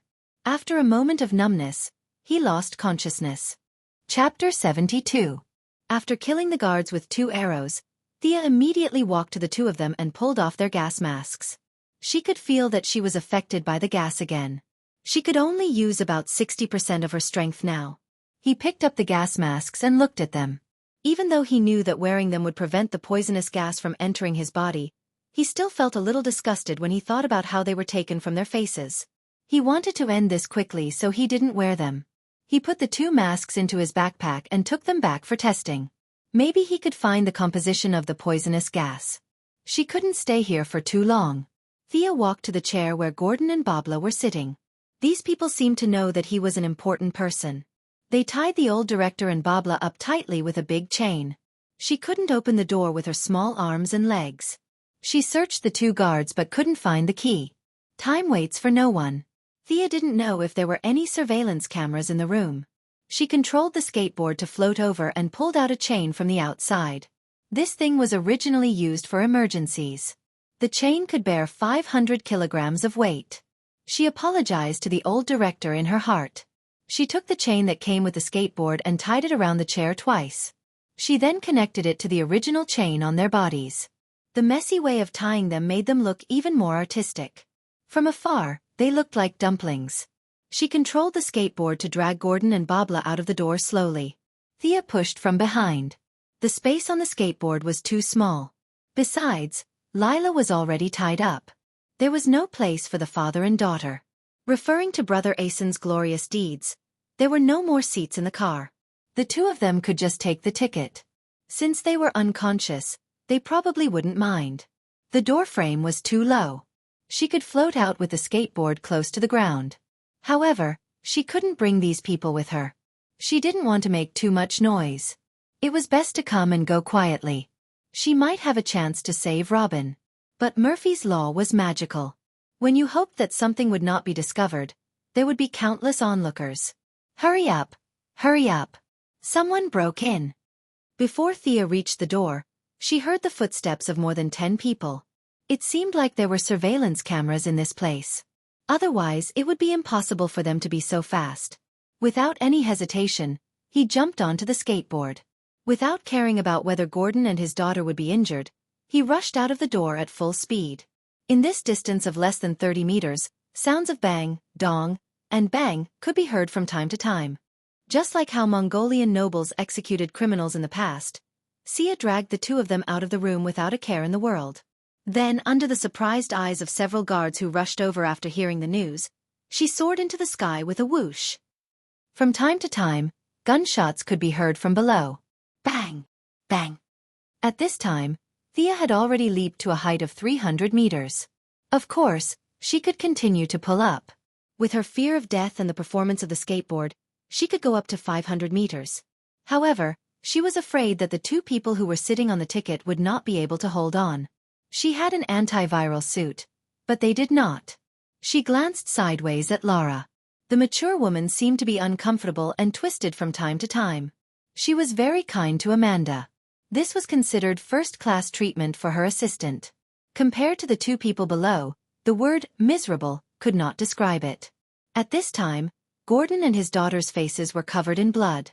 At first, Thea was shocked, but she quickly realized that this was not caused by the high-altitude air pressure.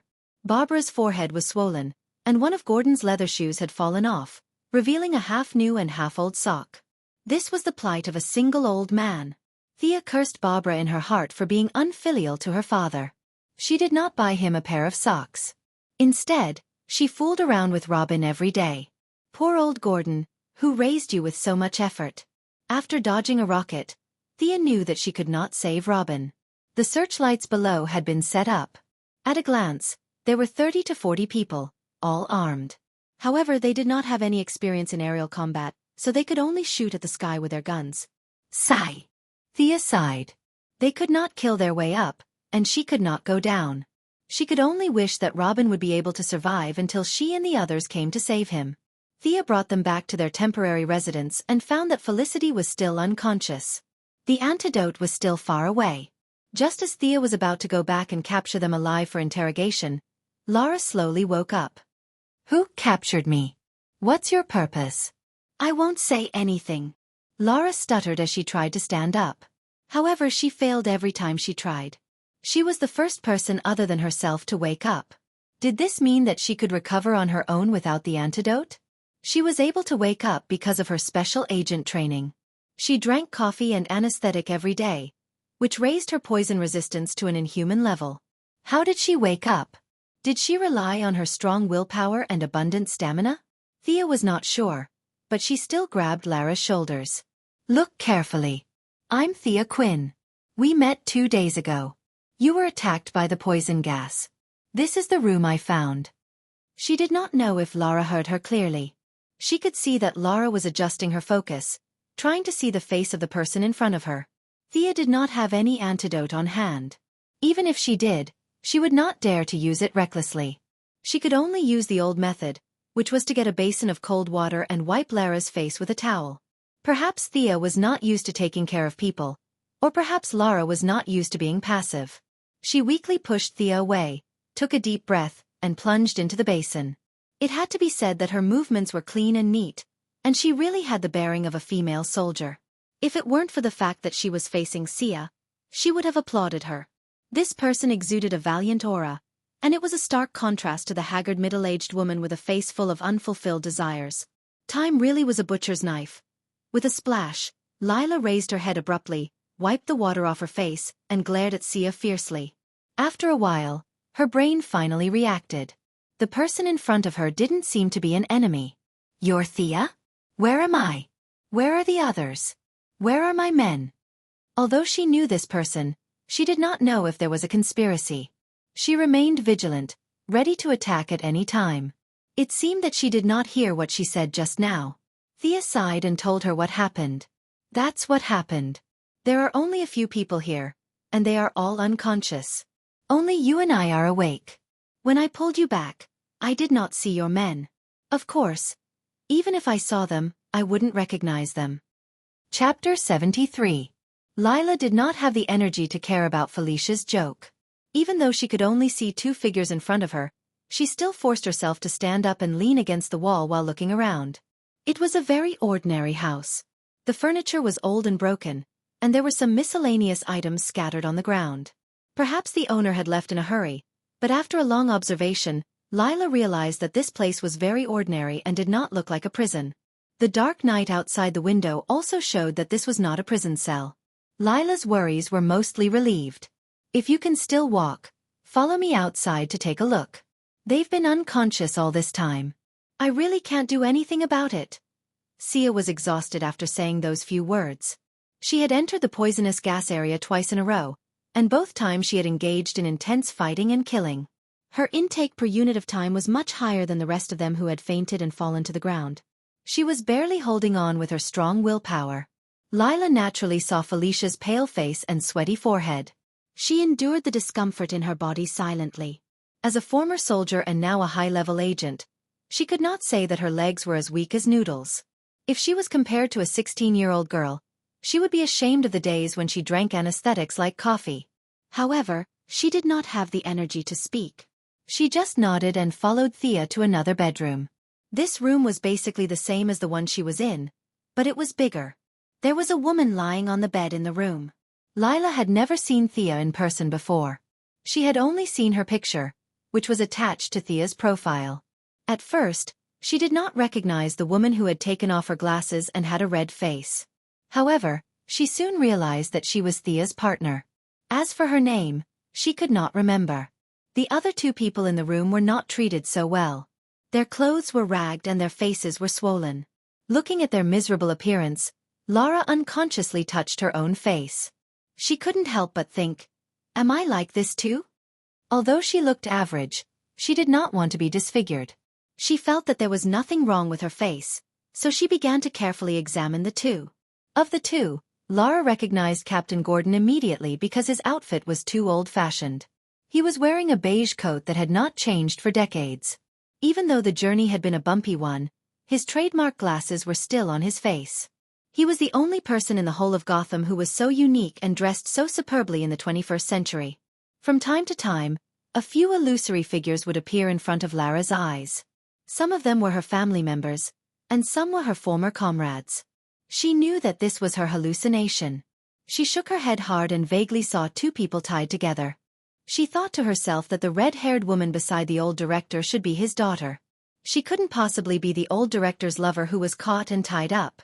"Do you have any idea how to wake them up?"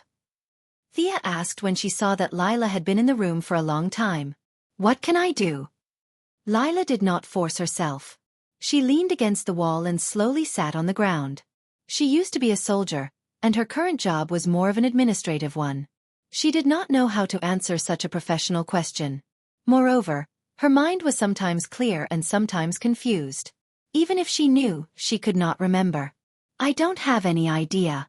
"Hey, that's not right. Didn't you wake me up?" "No, you woke up on your own." Thea stopped shaking her head. The more she shook, the more dizzy she felt. She waved her hand at Lila. Although she did a lot of good deeds and did not leave her name, she was not the one who did it this time. Who knows how she woke up? Then how did you wake up?" Lila was now in the mood to get to the bottom of it. Thea vaguely felt that her strong spiritual power had played a role. At the same time, her physique had also reached a higher level. After all, she had trained hard for the past year. With the help of her body and spiritual power, she was not completely knocked out by the poisonous gas. However, it was too troublesome to explain, so she could only continue to say that she did not know. The two of them did not talk about any practical solutions to the problem at hand. Thea looked at the few people who were as dizzy as dead pigs and did not know what to do. She was a little depressed. Since the two of them did not have any ideas, they could only ask for help from outsiders. Although Thea did not know many people, Lila was a senior figure in a government organization. "Can you find some people to help?" In fact, she did not need to ask Lila to think of this problem. She took off her military uniform and joined the Secret Service organization. Why did she work so hard to climb to a high position? Wasn't it so that the organization could give her a hand at this critical moment? Although this organization was particular about abandoning people at the drop of a hat, and the human feelings had dropped to the negatives, he was still the leader's deputy and was considered a high-ranking member. If he didn't even save someone of his rank, then he should just disband. She did not hide it from Thea. She took out her phone and started to communicate with the person on the other end of the line. The password was a combination of a lot of numbers and letters. The password was different every day, so she was not afraid that Thea would hear any secrets. In fact, it was not easy to be a Secret Service agent, especially a senior member like her. Every morning, when she received the day's secret communication order, she had to memorize it for half a day. Then, she would forget it at night because the order would be changed the next day. If she remembered a letter wrong, then there would be a big joke. Naturally, Thea was not in the mood to listen to her. To avoid arousing suspicion, she walked to the window and opened it to let the night breeze into the room. With 5 living people in such a small room, Thea and Lila were sweating. Gordon and his daughter were half covered in soil and half covered in blood. The smell in the room was terrible. "Amanda, something's happened to me here. I can't move now. Search for my location and send someone here quickly." Although she was a little far away, her voice still reached Sia's ears as usual. She was contacting Amanda. It seemed that the two of them had a good relationship. After all, not everyone would be able to contact the leader directly when something happened to them. She hoped that the person sent would be an elite. Not long after, the call ended. "My people will be here soon. Hang in there." Lila put down the phone. She still had some confidence in the organization's searchability. She relaxed a little and said that casually. It was not clear whether she was comforting Thea or encouraging herself. The reinforcements came quickly. 4 agents in black suits and sunglasses found the place in no time. The leader handed over his identification. After Lila checked that there were no mistakes, she ordered them to take the people in the room away first so that she could still walk out. The agents obeyed her orders. Felicity was easy to deal with. She wrapped her up in a sheet and threw her into the car like a dead pig. Chapter 74. When they were about to transport Gordon and his daughter, they ran into a small problem. The criminals also knew that this was an important person, so they had tied them up very tightly. Then, Sia had tied them up twice. Finally, when the iron chains clashed with each other during the air transport, the two of them were tied up like a ball of thread. The few agents did not know the inside story, so they were all surprised that the criminals tied them up in such a non-mainstream way. Fortunately, they kept quiet and didn't ask any questions. Thea had already made up a lie. She couldn't tell them that the criminals tied them up properly and that this was the product of her post-processing. Since they didn't ask, they assumed it was the criminals who did it. Although the four burly men could easily carry the father and daughter away and load them into the car, it would show how incompetent they were. Especially in front of Laura, who was one of the higher-ups in the organization, they had to show off their contributions. If they didn't show off now, when would they? The leading agent gave the two behind him a look. Soon, the two came in with all kinds of electric saws, hammers and welding tools. After working for half an hour, the four burly men finally managed to remove the chains from Gordon and his daughter. It was worth mentioning that the old director had woken up in the last 2 minutes of the iron chain being unchained. Perhaps it was because he had been kidnapped by a variety of bad guys over the years, but now that he was old, his body inevitably showed signs of aging, which was why he had been in a coma for such a long time. When he opened his eyes and saw several men in black holding electric saws and welding tools around him, he wasn't surprised at all. He shouted very naturally, "Come at me! Don't touch my daughter!" The agents were dumbfounded. As their leader, Laura hurriedly explained the situation to them. However, Gordon didn't have much trust in the government. He was still wondering if they were the ones behind this.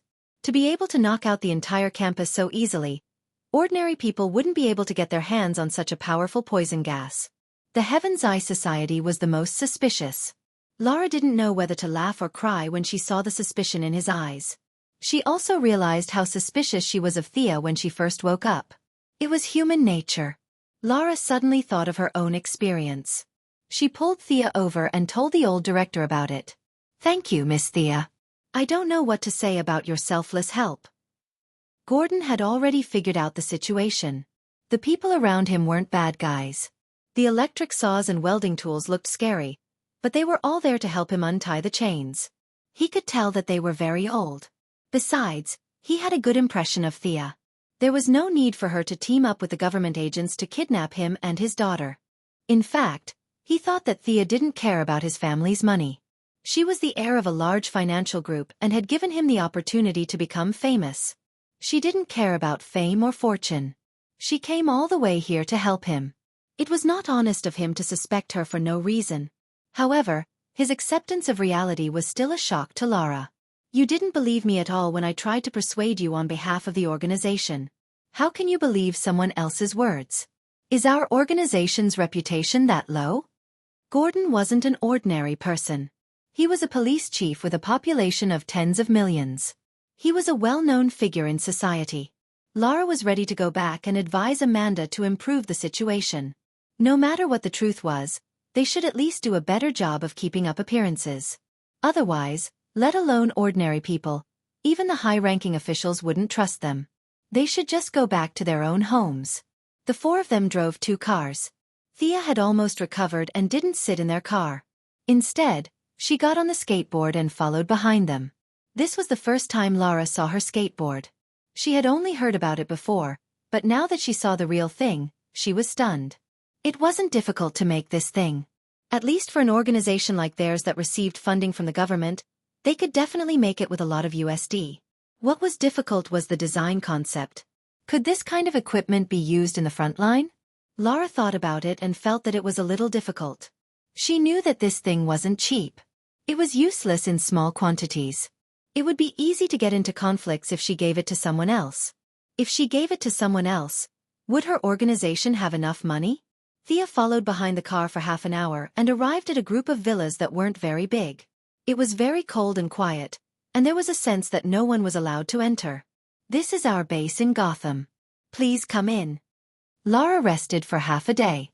Relying on her young body and high resistance to poison, she had basically recovered her mobility.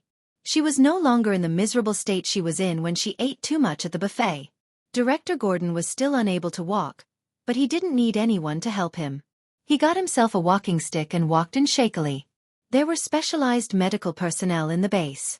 They checked the two sleeping beauties who were still unconscious and concluded that they were fine and would wake up soon. However, they didn't know how long it would take. As they didn't know what caused them to faint, they couldn't be sure. They also took blood samples for the 3 people who had woken up. Before the results were out, no one dared to drug them. They could only get a glucose drip to replenish their water. Just as they were about to leave, Thea took out the 2 gas masks from her backpack and handed them to them. This is the mask that the criminals wear. I don't know if it's a regular product, but I think it's specially made. You guys should take it and test it. Hurry up and analyze it. Laura didn't wait for them to reply and immediately gave the order. She had been tormented so much that she had forgotten what she wanted to do when she first went to the campus. She had never been so embarrassed in her life. She just wanted to find the mastermind behind this and shoot him twice with her handgun from the bottom up. Then she would talk about other things. Laura still had to arrange the work, so she got up and left after a while. Thea and Gordon looked at the 2 sleeping beauties and wondered when they would wake up. Felicity should have woken up a long time ago. She could be said to have inhaled the least amount of poison among them. However, the doctor said that it was related to one's body constitution. This made Thea a little worried. After all, she didn't have a body constitution. This girl didn't even train. God knows how bad her body constitution was.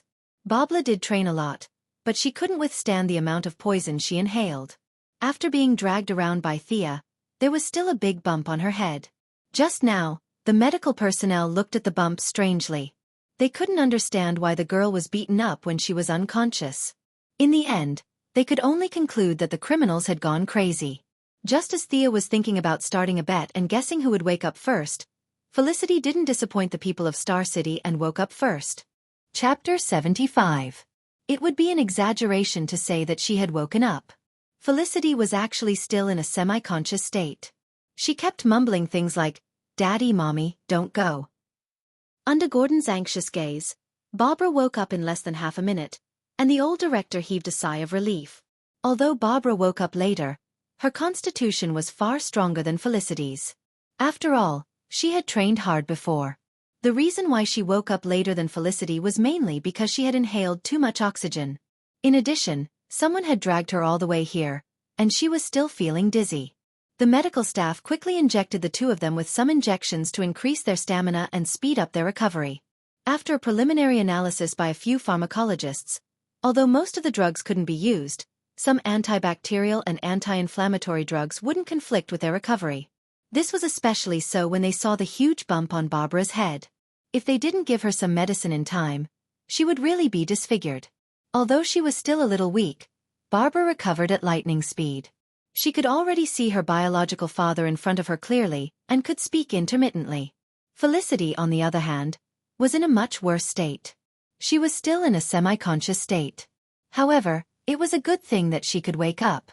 Thea felt that the medical staff were really resourceful. It was much better than her method of waking someone up by pouring cold water on them. "Daddy, where are we?" Barbara gradually regained consciousness. She looked around in confusion. This wasn't where they were before. "Where are we?" Gordon also didn't know where this place was. He was also sent here in a daze. At his age, his recovery speed naturally wasn't as fast as a young person's. However, in order to let his daughter recover in peace, he made up a lie that wasn't really a lie. "This is a secret location. It's very safe here." "Where's Robin?" Barbara looked around and didn't see her boyfriend. She felt a little uneasy and hurriedly asked her father. Oh, only then did Gordon realize that Robin wasn't around. Thea didn't mention anything just now. Could it be that they didn't manage to save him? He turned his head and gave Thea a questioning look. What could Thea say? He could only shake his head gently. Robin is still in the school. We'll rescue him later. Chief Gordon was generally supportive of Robin's relationship with his daughter. However, he was somewhat displeased with his son-in-law, so he was not angry at Sia for not rescuing Robin. Instead, he felt that the kid should be taught a lesson. Otherwise, most people in this world would forget their fathers when they had a man, and forget their mothers when they got a wife. When Barbara heard that her boyfriend hadn't come out, she didn't know who had fished her out. She was a little anxious and worried, and fainted again under the multiple blows. They watched as Gordon hugged his daughter and cried, "Babla, wake up, open your eyes." Thea felt her teeth ache. She had only fainted, not died. There was no need to be so dramatic. Since both of them were awake, her efforts tonight weren't in vain. She turned around and walked out of the room to find the researchers in the laboratory to see if they had analyzed the composition of the poisonous gas. If possible, she still had to rescue Robin. Besides, Catwoman was nowhere to be found. At the same time, Lara walked into a sealed room and gave a long password. Amanda's dark face appeared on the monitor. Lara, you're recovering fast. Thank you for your concern, sir." Both of them didn't want to waste time and quickly got to the point. "Sir, this is the blood test report for me, Thea, and Gordon. The amount of poisonous gas in our blood is beyond what a human body can tolerate. Gordon and I inhaled about the same amount. I'm better than Gordon because I'm trained, but Thea's is much more than the two of us." Lara held the report in her hand and reported in a low voice.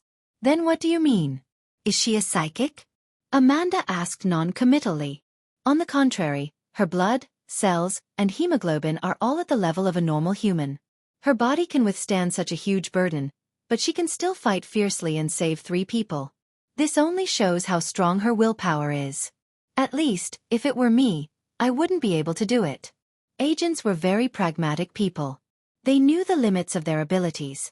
If they could do it, they could, and if they couldn't, they couldn't. If they didn't have the ability to complete the mission and force themselves to do it, they would end up killing a lot of people. That was why Lara admitted that she didn't have the willpower to do it.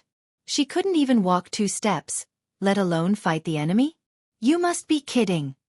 Oh. Amanda didn't feel anything special because it wasn't like there weren't people like that.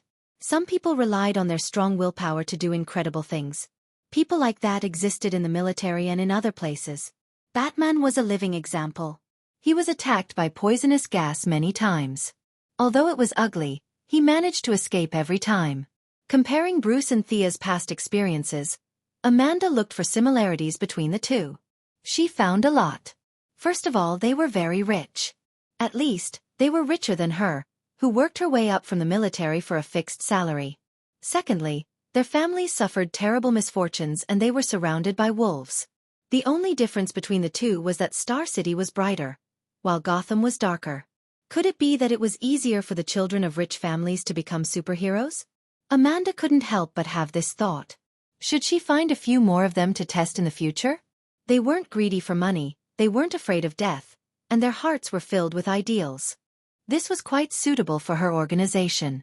Stopping her thoughts, Amanda asked Lara, "What's your conclusion? Do you think she fits our criteria?"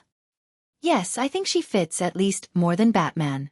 She can be a partner of the Heaven's Eye Society," Lara said with certainty. "I understand," Amanda said and turned off the long-distance call. She sat on the chair and looked at the document in her hand. Thea's mother, Moira, had officially submitted to the government to participate in the next mayoral election. Currently, she was far ahead of the other candidate in the polls. Her policy wasn't complicated. It was to restore employment and develop new economic growth points. Amanda used to treat these empty words as waste paper, but this time, because of the little butterfly Thea, she had to take it seriously. If Moira was successfully elected, she would enter the eyes of the country's highest ruler. As a secret organization of the government, she would naturally be on the same side as Amanda. At the same time, she could also pull Thea, the superhero, to the government side. From this point of view, Thea was indeed more suitable than Batman, who was mentally unstable and might go crazy at any time. Chapter 76. Through Lara's judgment and her own analysis, she finally made up her mind. She took out a document and added Thea Quinn after Bruce Wayne's name at the beginning of the document. The mission of the Heavenly Eye Society was to be responsible for the safety of the entire human race. Its full name was the Advanced Superhuman Joint Research Group. It was originally created by Air Force Colonel Steve Trevor, but as time passed and the relationship between Steve and Wonder Woman grew, the organization became more and more hostile to the government and financial groups. Amanda, this shrewd and ruthless woman, entered the eyes of the upper echelons at this time. Using all kinds of righteous excuses, she diverted a lot of resources from Steve. Although the leader of the organization was still Steve, as the number of supporters increased, She had also become an important figure in the Heavenly Eye Society. As a newcomer without any background or experience, Amanda had to constantly strengthen her authority to obtain more resources. She urgently needed more contributions to reach the highest point of the Heaven's Eye Society. She wanted to take in the supercriminals locked up by the organization for her own use. After all, many of the missions were dangerous and cold-blooded, and it was difficult to send ordinary soldiers or agents to complete them. At this time, she needed these villains to do the dirty work, but these people would not bow down easily. She desperately needed some superheroes that she could influence to deter these villains. Originally, Batman was a very good choice, but now, Thea seemed to be a good choice. Batman was more mature, but he was mentally unstable and did not like those in power. Thea was young and inexperienced, but her mother was about to enter the upper echelons, so the chances of her betrayal were very small. Should she choose someone with more experience or someone she could trust? These two choices made it difficult for her to choose. Luckily, there was still plenty of time, so she could only put this problem aside. Lila walked out of the room and let out a long sigh in the dark night. She vaguely knew about Amanda's plan, but she didn't know how her report would affect Sia, a girl she could get along with. Whether it was good or bad, she could only let time tell. She was just reporting according to what she had observed. "Sir, the other two have woken up." An agent waited outside the door for a while and immediately reported when he saw her coming out. "Got it." Laura nodded. Since they were awake, she would go and visit them. She walked to the door and was about to push it open when she heard the conversation between the father and daughter. "Dad, Robin is in danger now, you know. That guy from Star City should have saved Robin instead of saving this unknown woman. If Robin was here, we could have gone back to save everyone." Barbara complained to Chief Gordon in the room. The guy from Star City she was referring to was Miss Thea. After all, she was her savior, and it was inappropriate to use her to describe her. She didn't want to use honorifics, either. In the end, she chose a vague guy from Star City instead. Chief Gordon didn't think that there was a problem with this rescue mission. He knew Lara's identity, and it was already good enough that he had saved all that he could. As for Robin, he really didn't think that he would be of much use. It was true that he could fight, but how many people could he fight? 5 or 10? In this kind of situation, it was actually useless. Only his own daughter was treated like a treasure. If they had saved Robin, who knows where they would be hiding now? How could there be such a spacious villa for them to rest in, with 6 or 7 medical staff busily taking care of them? However, for the sake of his daughter, he didn't say anything. Just because he didn't say anything didn't mean that Lara wouldn't say anything. At first, Lara didn't understand what was going on, but when she heard "unknown woman," she thought about it a few times and realized that it was referring to her. "What do you mean? Shouldn't you save me? Should you leave me in the hands of the criminals?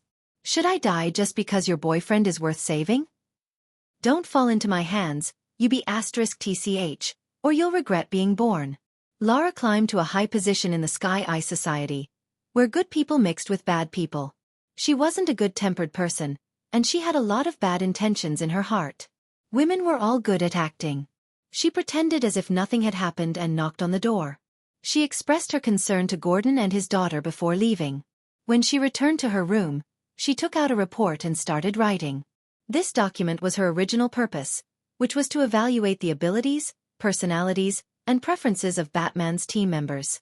When she drew Barbara's piece of paper, Lara sneered and started writing without thinking. Of course, she wouldn't write about Barbara in a particularly bad way. That would be seen through at a glance, and it would seem that she was taking revenge, which would affect her career. The adjectives she used were all good words, such as warm-hearted, courageous, and eager for justice. She wrote a large piece of paper. These words were good words for publicity, but in the eyes of the Special Battlefront, especially a black-hearted woman like Amanda, these words were synonymous with idiocy, and especially idiocy. If it was a report from Batman or Thea, she might have verified it, but for a second- or third-tier hero like Barbara, she basically just read it, signed it, and stored it. She didn't have the energy to verify it. Whatever her subordinate said was the truth, not to mention a subordinate of Lara's level. Even if she found a mistake, she wouldn't take it seriously. She couldn't see any problems now, but when she encountered something more troublesome in the future and needed a hot-blooded hero to charge at the front, this file would play a role in adding fuel to the fire. Just as Lara was thinking about how to write a 500-word review with a pen in her mouth, a subordinate knocked on the door. "Sir, Miss Thea is back." "Back? When did she go out? What did she do?" This was the bad thing about this group of heroes. They were too independent. She had only been here for a short period of time, and this person had already run out. "Where is she?" Lara's head was full of question marks, and she thought that she had to have a good talk with her about discipline. "In the interrogation room. Miss Thea captured someone alive." The subordinate's face was full of excitement. "Oh, amazing!" That was the only way Lara could express her feelings now. It hadn't even been 20 minutes, and she had killed another round? What a fierce woman. What kind of grudge do you have with this group of criminals? You've killed 3 rounds in one night. Actually, Thea wasn't as fierce as she thought. She just felt that she was basically invincible in the air, so she flew over boldly. Before she left, she specially went to get a gas mask that was said to have the strongest effect in the Heaven's Eye Association. Although it wasn't targeted, it was better in terms of overall protection. However, it was different this time. The process could only be described as not smooth. The people in the camp weren't fools. 4 or 5 searchlights illuminated the entire camp as if it was daytime. The patrolling criminals stretched their necks and looked up at the sky as if there was something wrong with their necks. Thea was still a few hundred meters away from the camp when she was discovered. Chapter 77. The first time you came, we ignored you. The second time you came, we magnanimously let you go. In the blink of an eye, you're here again? Even if they could tolerate it, they couldn't. Not all of the bandits in the camp were illiterate. There were a few who boasted of their high intelligence. They gathered the hostages, strengthened the security, turned on all the searchlights, and even set up a small radar. That was why Thea was discovered before she even reached the camp. Even though she was discovered, Thea wasn't in a hurry. She was 200 meters above the ground, and the people below her were like ants. Bows and arrows were useless. Even if she had bombs, she wouldn't dare to throw them. If a few hundred citizens were killed, her name would be completely red. The people below couldn't do anything to her. Gotham didn't have that many high-tech weapons. Everyone's focus was on curing the mentally ill, which was also known as spiritual development. There was very little development of firearms, and even a rocket launcher was considered powerful.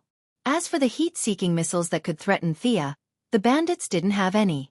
They angrily raised their AKs and fired a few rounds into the sky, not caring if they hit their targets. The smarter ones pointed their guns at the hostages' heads and raised their loudspeakers to shout at the sky, implying that if Thea didn't come down, they would shoot. Thea didn't take it seriously. "You guys have watched too many movies. I'm not on the side of justice. Kill me if you want. I don't even know these people. Even if you kill Robin, it has nothing to do with me. I'll mourn for him for half a minute. You want me to go down and die? Are you kidding me?" She circled the camp twice as if nothing had happened. She could see that the bandits were a motley crew without any discipline. They had tattoos, or piercings. Not many of them were dressed normally. However, their equipment was pretty good. They were all wearing American military uniforms. Did they rob a military base in Gotham? However, Thea looked twice and realized that they were just small fries. They didn't seem to last more than 3 minutes. None of them had a name on them. At least, she didn't see any. There was no one at the place where Robin had fainted earlier. They could see a few criminals gathering the hostages. They could only apologize to Robin. They had really tried their best. You can pray to God to protect you from now on. Just as he was about to return home, he saw a criminal pacing back and forth on the side, as if he was relieving himself. Thea watched the man swagger around. She didn't know if he had kidney deficiency or something else, but he stood there for a full 3 minutes. "Are you trying to lure me down?" Thea scanned the area with her infrared glasses and found no less than 10 people hiding nearby. "Originally, I was planning to go back like this, but since you're giving me a live witness, I don't want to make it seem like the people of Star City don't know etiquette, so I can only accept it." Thea didn't use her maximum speed before, so these people didn't know how fast her thing was floating in the sky. They just assumed that it was about the same speed as a car. Therefore, the circle of people lying in ambush could only be considered to be neither big nor small. Thea arrived at the side of the bait in less than 150 kilometers per hour. It was a forest, and there were 8 criminals hiding there. The infrared glasses showed that these 8 guys were squatting motionlessly, waiting for Thea to take the bait. Just when these people thought that the enemy would fly over their heads and perform a dumpling wrapping performance, Thea suddenly sped up, took a big circle, and rushed down from the other side of the bait.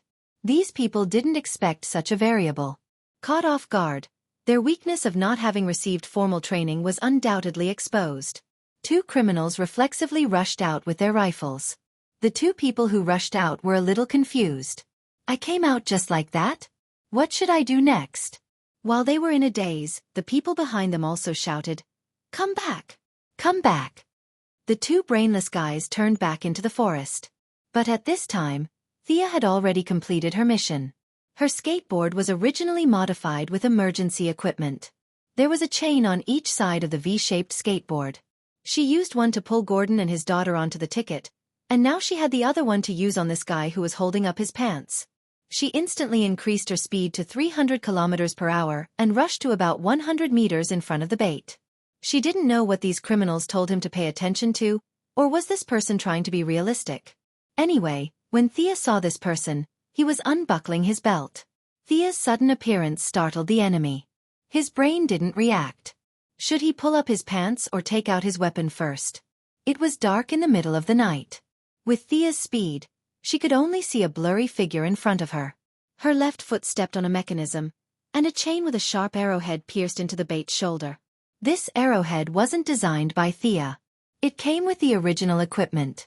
Its purpose was to grab onto solid objects such as rock walls and tree trunks, and use the chain to create a passage in the air. The arrowhead was made of special steel. When it nailed the target, 3 small claws would automatically pop out from the inside to ensure that it wouldn't fall off.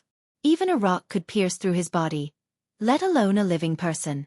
The bait did not know that his treatment had been upgraded to the same level as the big rock on the bridge pier.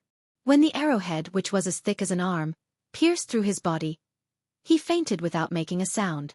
Thea felt that his body was probably not as strong as a rock. Before he fainted, she circled around him again. Then, under the shocked gazes of the others, she left with the captive in her hand. Out of caution, she didn't want to expose Lara's base. Relying on her speed, she flew half a circle around Gotham before returning to the base with the captive in her hand. When she returned to the base, she took off the gas mask. The mask was quite powerful. This time, she wasn't affected by the poisonous gas at all. Unfortunately, it was said that the production cost was very high. Even with Heaven's Eye Society's wealth, they could only make a few of them. The number that was distributed to the base was even fewer. She got off the skateboard and threw the captive to the agents. "This is the one we captured alive. See if you can get anything out of him." The agents looked at the captive. Half of his body was dyed red. Fortunately, he was flying at high altitude at night. The cold air froze most of his wounds, so he was dragged back alive. In addition, when he fainted, his body automatically went into protective mode. All his bodily functions were at an extremely low level. That was why he wasn't killed by the pressure of 300 kilometers per hour. This was the scene that Lara saw when she entered the base. She had been in the army for many years and had seen worse than this. She didn't think much of it. She immediately ordered for a cardiac stimulant and epinephrine injection. She wanted the captive's confession immediately. She didn't care whether he was dead or alive. Sia felt uncomfortable about being plotted against, so she had to add an update. After all, Sia was someone who lived on campus, so she wasn't innocent. She was just unjustly implicated, and she was inexplicably knocked down. She would be lying if she said she wasn't angry. This captive didn't look like a strong-willed person. It wasn't that she couldn't get anything out of him with a whip or an iron clamp. However, she didn't have time to waste. She ordered her men to prepare 2 pounds of sodium thiopental, also known as the truth serum. She didn't believe that he wouldn't talk. Chapter 78. Before the captive regained consciousness, Gordon, Garen, and Felicity slowly walked over. It was not that they did not want to walk, but they did not have the stamina to do so. "Hey, are you okay?" Thea patted Felicity's little face. "I'm fine. Just a little swollen. Do you know why the robbers hit my face?" Felicity's eyes were filled with confusion. Thea glanced at her face from the corner of her eyes. It was probably a little red and swollen. She swore that she did it out of kindness, but in order to save her, she had rubbed her face until it was swollen. She could not tell the truth, so she could only blame it on the robbers. She quickly shook her head. I don't know, it was already like this when I saved you. Oh right, apply this on your face, it's quite effective. Then, she took out a bottle of ointment that Madame Shiva had given her and tossed it over. Turning her head, she saw Barbara's side profile. Her forehead was swollen like the golden-horned king's from afar. Did I do this too? Feeling a little guilty, she tossed another bottle over. This is for you, the swelling will go down quickly after applying it. Barbara had been listening to her the whole time, so she caught the bottle when she saw what Felicity had tossed to her. It was fine for her to say weird things behind her back without anyone noticing, but she had to be polite in front of her. After all, she was the savior of her father and her. Thank you for saving us, Barbara said politely. You went back to school again? Did you see Robin? Thea sighed. I didn't see him, the security was too tight, I couldn't get in alone, I'm sorry. Actually, her apology was not sincere, it was just her habit to say nice things. This was because no one would blame her. Even Barbara couldn't find fault with her for rushing in 3 times in one night without any support or protective equipment. After all, she had been lying down the entire night. The only difference was that she was a captive before, and now she was a free person. However, she didn't contribute a single cent of her strength. Seeing that she did not say anything, Thea ignored her and turned to Felicity. Can the drone still be used? I haven't seen Catwoman. Go look for her. Ah, Catwoman, she probably hasn't returned to campus. She's been outside all this time. I'll contact her immediately. Felicity was still a little dizzy, and she couldn't come up with a lie after thinking for a long time. She could only take out her phone and make a call. When did you two become so close? Thea felt that it was quite strange. These two people's personalities were almost completely different. One couldn't stay at home while the other could stay at home forever. To be able to catch up with such different living habits, it could only be said that their natures were similar. Hurry up and call her back. Thea could not be bothered with these trivial matters. The most important thing now was to gather all the combat forces, and then wipe out the pests who were destroying her plan to unite Gotham and Gotham. At this point, she no longer cared about whether she had the right to command. She had already gone to the scene 3 times. She was the only one who understood the situation the best, and she did not ask for the opinions of the others. Chief Gordon, how many police officers can you gather now? I need to be at the scene in half an hour. Thea looked at the old chief with a deep voice. You still want to go? Chief Gordon was shocked by her desperation. How many times had she done this tonight? However, when he thought about how an outsider like her was so enthusiastic, as a Gotham citizen, he could not fall behind. He calculated in his mind. About 20. That's enough. Help Felicity command them and get them to the campus directly. The old chief's combat strength might have been good when he was young, but now, he was not even as good as a normal person. It was best for him to provide support from the rear. Babla, recover your strength in 20 minutes and change into your combat uniform. We're going to save people. Felicity, have you contacted Catwoman? Tell her to come back quickly. Agent Lila. Thea was having fun commanding when she suddenly realized that she could not command this agent. She stopped mid-sentence. I'll go with you. Including me, there are 5 agents. I can also send a military helicopter over, but there are too many civilians there. It can only be used as a deterrent, Lila said quickly and expressed her support for Thea's arrangement. No one had any objections. The old chief and the others were used to following Batman's orders. It was a habit that could not be changed in a short period of time. Now it was just a different person. Moreover, Thea had saved his life, so he did not feel that there was anything wrong with letting her command. Babla only wanted to save her boyfriend. She did not have any objections to anyone's command. Even though she was still staggering, she still changed into her combat uniform as instructed. In fact, she had left her clothes at the campus, so she could only find a whip and a mask. Thea began to discuss the distribution of firepower with the chief. Midway, Lila joined in. Due to the limited number of gas masks, only 5 of them could provide complete protection. The rest were just ordinary ones. As for whether they could provide effective protection, a few technicians said that there was too little data to determine. The only thing they could do now was to let the police officers wear ordinary masks to provide cover. The actual work would still be done by a few heroes. This was probably the theme of this world. Even though Thea could not figure out why they were back to the old path of individual heroism, this was the only thing she could do in this situation. Moreover, looking at the ugly faces of the people around her, it seemed like she had to be the main force. She had become the main force after helping out. This was similar to the time when Brock helped to kill the soldiers and ended up chopping down Sargeras with his axe in the end. "Sir, it's all out." This time, it was the Scarecrow who spread the fear gas to attack the camp, a plain-looking agent quickly reported. F***CK. Scarecrow. How could it be this guy? Her whole group of people was defeated by the second-rate guy so easily? Thea felt that she could no longer hold back her anger. She felt like she was fully equipped to fight a tiger in the mountains, but in the end, she was bitten by a wild dog when she did not see the tiger. This was really intolerable. Perhaps her gaze was a little frightening, because the agent who came to report took a step back subconsciously. However, he still finished his report in a low voice. They plan to transport everyone away after dawn. As for where they are going, he does not know. She could not wait any longer. She had to act immediately. No one knew if they would transport the hostages in advance. After all, she had already acted rashly and alerted the enemy 3 times. They would not be so careless as to wait until dawn. "Babla, we have to leave early. How much of your combat power have you recovered?" Thea was really out of ideas now. Other than herself, she seemed to be the best fighter. Although she doubted her ability, there was really no one she could use now. Chapter 79. Looking at her unquestionable expression, what else could Barbara say? Whether it was for the sake of justice or to save her boyfriend, she had to grit her teeth and do it. She stomped her feet, feeling much better than before when she was as limp as noodles. She didn't know if she could come out alive in this state. She hesitated whether she should say goodbye to her father and say some last words.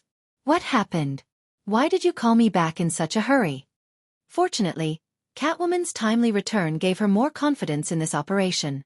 She prayed in her heart that God was still watching over her.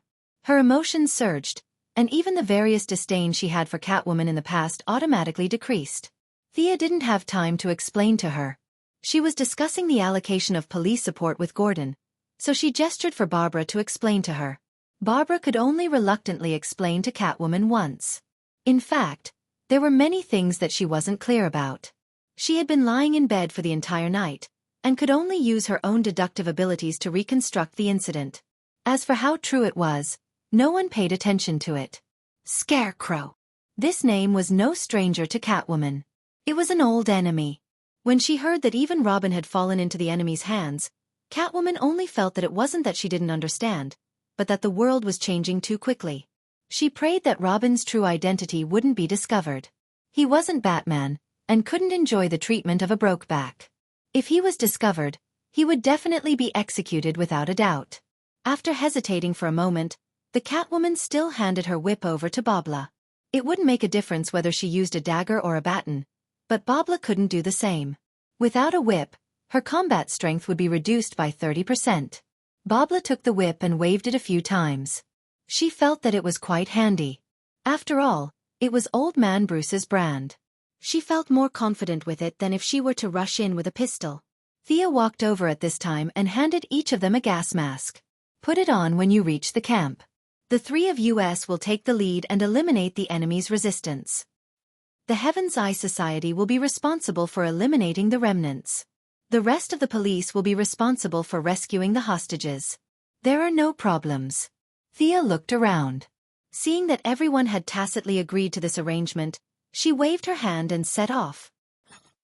Thea found a car driven by an agent and got in. This time, she did not fly on the skateboard. Instead, she used her mind to control the skateboard to follow the team. She was afraid that she would rush in with the 2 remaining female members of the Bat Squad and find that backup was still on the way. That would be a joke. On the other hand, she also needed to recover some of her strength. Although she had the physique of being awake at night and sleepy during the day, she had still been tormented by the night. In the other car, Barbara and Catwoman were also trying their best to recover their strength. Seeing that Thea was so enthusiastic about eliminating the bandits, they had no choice but to seize every minute and second to adjust themselves to their best condition. "Everyone, stop. Felicity, release the surveillance footage from the drones." When they were about a mile away from the camp, Thea saw that the light in the distance was as bright as day and hurriedly ordered the convoy to stop. When he arrived at Lara's command vehicle, the real-time image was transmitted. They have begun to evacuate. We can't wait any longer. Catwoman took a quick glance and said with an anxious expression. Yes, because of Thea's constant harassment throughout the night, the bandits were finally forced to evacuate. From the image, there were about 40 to 50 soldiers wearing black hoods. Occasionally, there would be a few guys in American military uniforms mixed in. They were transporting the unconscious citizens to the rear in groups of 2. However, they did not blindly choose their targets. They only chose the strong men and young women. What about Robin? Is Robin in danger? Barbara was a step slower than Catwoman due to her lack of strength. She only saw the scene of the bandits transporting the people after she got on the command vehicle. Her heart jumped to her throat, and she asked with a panicked expression. Thea wanted to say that they were transporting people, not lining up to be shot. Besides, they only chose the strong and strong ones. What danger could Robin be in after being squeezed dry by them? However, considering that Barbara had been upgraded to a powerful combatant, she could only resist the urge to complain. Putting away her frivolous thoughts, she said seriously, "Don't worry. Felicity is looking for their transport vehicles. I'll intercept them in a bit." As long as they were not crazy bandits, Thea was not afraid at all. These people did not know how to open a portal, so it would not be easy for them to escape. "Thea, I found them. There are 3 trucks full of unconscious citizens leaving the camp. There are too many people. I can't see if Robin is here." Felicity was not as strong as them. Even though she was a little light-headed, she still followed them into the command vehicle. At this time, she had already pulled up the images of the vehicles from the drone. In order to make the images clearer, she did not care about the people around them and hacked into the satellites of some unknown country. Lara pretended not to see anything. The rest of the agents were exchanging glances, wondering if they should arrest this guy after this matter was over. This guy was too unscrupulous. She did this in front of us? We're public servants after all. I'll intercept them. The rest of you will follow our plan. Agent Lara, tell your military helicopter to attract attention from the front. Thea then started to pack her equipment. She was afraid that she would not have enough arrows. She even took a submachine gun from one of the agents. Catwoman and Barbara did not usually use guns. Batman kept a close eye on this, but now that they were far away, they could not care less. They carried their weapons and got out of the command vehicle. With a rumbling sound, a huge military helicopter appeared in their field of vision, and under their gazes, it quickly drove towards the camp. "I'm going too. You two be careful." Thea turned around and told the 2 girls. "You be careful too." Barbara, who had always been at odds with her, also said something. She smiled and nodded. She flew onto the skateboard and flew towards the other side of the road according to Felicity's instructions. By then, the sky was starting to brighten. Without realizing it, the whole night had passed. Sia really felt that living in Gotham required a big heart. She was exhausted from the whole night, and Master Bat had not gone crazy after guarding her for so many years. It must have been hard on him. The light was getting brighter and the visibility was getting better. It was a good thing for Thea to search for the target on the ground, but it was also good for the criminals on the ground. Even though Sia was high up in the sky and could not hear what the people below were saying, when she saw the 3 large trucks passing through the road in a single file, and many people pointing at her from the back of the trucks, she knew that they were up to no good. She had not rested for the entire night, which meant that she was very tired. They could only say that it was even more tiring for them to keep staring at the sky all the time with a fighting style that came out of nowhere. The people below rubbed their eyes to make sure that their eyes weren't playing tricks on them. That guy who could fly had caught up to them again. A few of them were so tired that they took out their pistols and rifles. They didn't care if they were in range or not and started firing at the sky. Chapter 80. Thea ignored their provocation. She sped up, overtook a few trucks, and disappeared from everyone's sight. Did she give up? Of course that was impossible. After all, this was near the university, and the traffic was relatively developed. Thea planned to find a narrow road according to their route and cut off all the cars. Gas station? No, it was a little dangerous here. She didn't want to be shot by someone with bad eyesight. It wouldn't be good if she was hit by a large-scale AoE. Give up. Crossroads? That was even worse. If she stopped one car, what would happen if the other two cars split up? She didn't know how to use shadow clone technique. Give up again. She searched and searched. Suddenly, she saw a road. The 4-lane road was inexplicably blocked. Needless to say, it was the work of the city's thugs. Were they setting up roadblocks to collect tolls? Am I the one who started this road? Was this God's will? She could save a lot of trouble this time. This was it. Thea increased her altitude and looked at the 3 trucks at the end of the road in the distance. She thought disdainfully, these idiots. They didn't even send someone to scout if they wanted to take this road. They rushed out in such a hurry. What a bunch of idiots. They don't even know how to spell the word death. In fact, she had wronged them. No one was stupid. Scarecrow was a university professor. He was able to live well under the shadow of Batman, so his IQ was still up. He had ordered his men to check the road before, but after being tortured by Thea for an entire night, they had long forgotten about the order. At this time, the driver in the car was trembling nervously. He felt that he must be the enemy's first target. He was so flustered that he couldn't even differentiate between the accelerator and the brakes. The speed of the car was sometimes fast and sometimes slow. It couldn't be helped. Under such conditions, the death rate of the driver was as high as 90%. At least in the movies, the enemy's target was the driver of the first car. The rest of the people didn't feel so much pressure, but they still held their rifles and were ready to fight the enemy at any time. Just as the driver of the first car was wondering if an arrow would fly towards his eye socket or a rocket would blow him up into the sky, he saw that someone had set up a roadblock in front of him. A man with a big beard waved at him fiercely and waved at him to stop. Who was this? As the leader of the Scarecrow team, he was quite capable, but the sudden appearance of the bearded man confused him. Although he couldn't tell the gender of the enemy flying in the sky, judging from the size of the body, it shouldn't be this person, right? Moreover, looking at this person's appearance, his hair was unkempt and his face was dirty. His face was so dark that one couldn't even tell the color of his skin. When he opened his mouth, one could see a mouthful of big yellow teeth. This was Gotham's tramp outfit. Why did the flying enemy send this guy here? His heart was filled with confusion, but he didn't know if it was to find out more about the enemy or to relieve his own stress. He slowly stopped the car and stuck his neck out. What's the matter? The tramp's mouth twitched, but he didn't reply. Instead, he placed his left hand in his mouth and blew. Woo!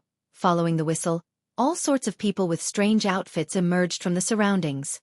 These people wore all sorts of clothes, men and women, old and young. All of a sudden, more than 20 people jumped out, armed with pistols.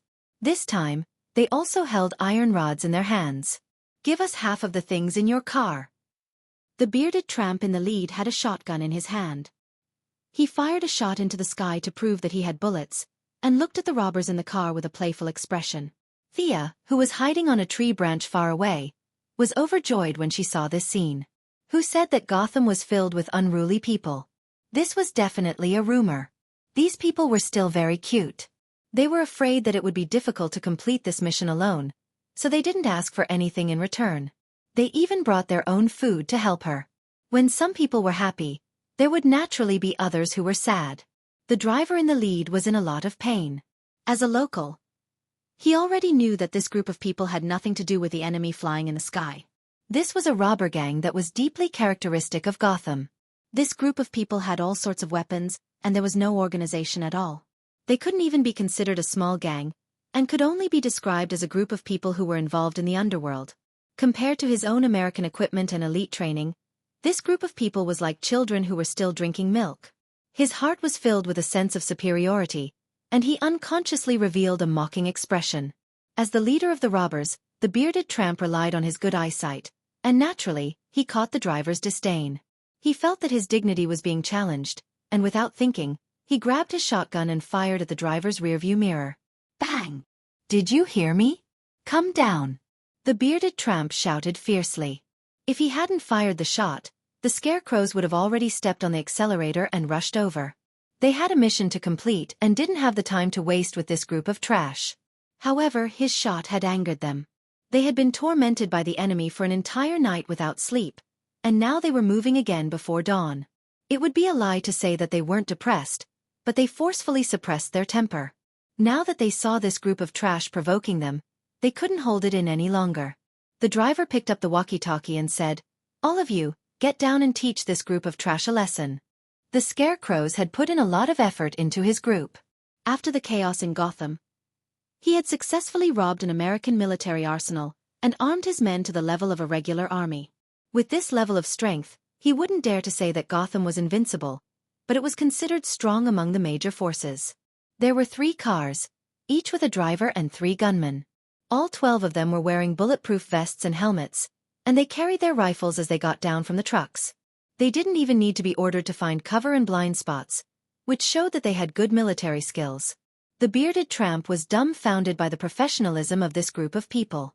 He wondered if they were American soldiers. Did he kick an iron plate? He only wanted to get rid of his pocket money. He didn't want to fight the army. Not knowing what he was thinking, the fully armed Scarecrows didn't want to waste time with him. A loud voice rang out, "Ready, fire!" Thea, who was hiding in the distance, was initially shocked by the excellent equipment of this group of people. When she saw that they were about to open fire, she naturally couldn't let the Gotham crowd, who had brought their own rations, get hurt. Although they were outnumbered 12 to 20, and the crowd had a certain advantage, the difference in equipment was too great. If they really fought, it would be a crushing victory. She had already taken out a magnetic arrow and knocked it on her bow. When she heard that they were about to open fire, she didn't hesitate and shot it towards the center of the battlefield. Buzz. There was a low buzzing sound and pa, pa, pa. Guns were constantly attracted to the arrow by the strong magnetic force. Thea was very generous. She included both sides within the range of the arrow's effect. In less than 10 seconds, the low buzzing sound stopped. No matter which side they were on, they were surprised to find that the guns in their hands had disappeared. Chapter 81. Thea observed from afar and nodded her head. The effect was not bad. She had forcefully evened out the strength of both sides. This time, the enthusiastic citizens who had brought their own rations to help her should be able to use their advantage in numbers, right? The 2 groups of people did not know that she was secretly messing with them. The absorption speed was too fast, and they did not see the arrows clearly. They only saw that the guns were gathered together by an unknown object, and finally formed into an irregular cylinder in the middle of the field. What was that? This question appeared in many people's minds. Those with good eyesight noticed, "Why did my gun fly up?" Sensing that their advantage in weapons was gone, the Scarecrow team reacted very quickly. 2 of them jumped onto the vehicle. In fact, it was not that they could not fight with their bare hands, but it was inevitable that they would suffer some injuries. For example, they might lose 2 teeth or break 2 fingers. Previously, they had used weapons with the mentality of crushing the enemy. Now that it involved injuries, a few of them immediately retreated. The leader saw that everyone had the intention to retreat, so he decided to retreat. They wanted to run, but Thea would not let them do as they wished. She hid in the forest behind the homeless people, turned on her voice changer, and shouted with a hoarse voice, "They want to run, charge!" After that, she took out a normal arrow, aimed at the fastest person on the opposite side, and shot an arrow from afar. The distance was a little far, about 200 meters. Thea did not have much confidence, so she aimed at the person's torso. She did not see where the arrow hit the person's body. She only heard him scream. One of his legs was about to step onto the truck when the arrow suddenly appeared and hit his leg, which was not supported by a bulletproof vest. Under the intense pain, he did not manage to take a step forward and fell off the truck. There were still a few people in the Scarecrow team who understood. They realized that something was wrong and quickly called for a few people to get on the truck. However, they forgot the nature of the Gotham citizens, and that was madness. They were the so-called people who would get excited at the sight of blood. They were all violent and had a bit of the demeanor of the orcs. The hot-blooded citizens were already trembling in fear and were ready to scatter and flee. Thea's unexpected intervention had restored their morale. When they saw an unlucky person fall from the sky, the remaining people turned around and fled instead of seeking revenge. The hot-blooded citizens felt that the enemies in front of them were only Oso. Why were they running? They were obviously afraid of them. Most of the weapons they brought out were cold weapons like water pipes, baseball bats, and the like. There were very few firearms, so Thea's magnetic arrows didn't have much effect on them.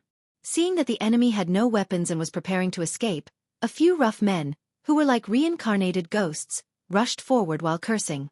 The Scarecrows, who had the intention to retreat, couldn't take it anymore when they saw the fists and clubs right in front of them. It wasn't like they couldn't beat them. Since they were so stubborn about wanting to die, they would fulfill their wishes. Many of them took out the daggers they carried with them and stabbed at the hot-blooded citizens. As the sounds of ah and ah rang out, Thea realized that the combat strength of this group of people wasn't bad.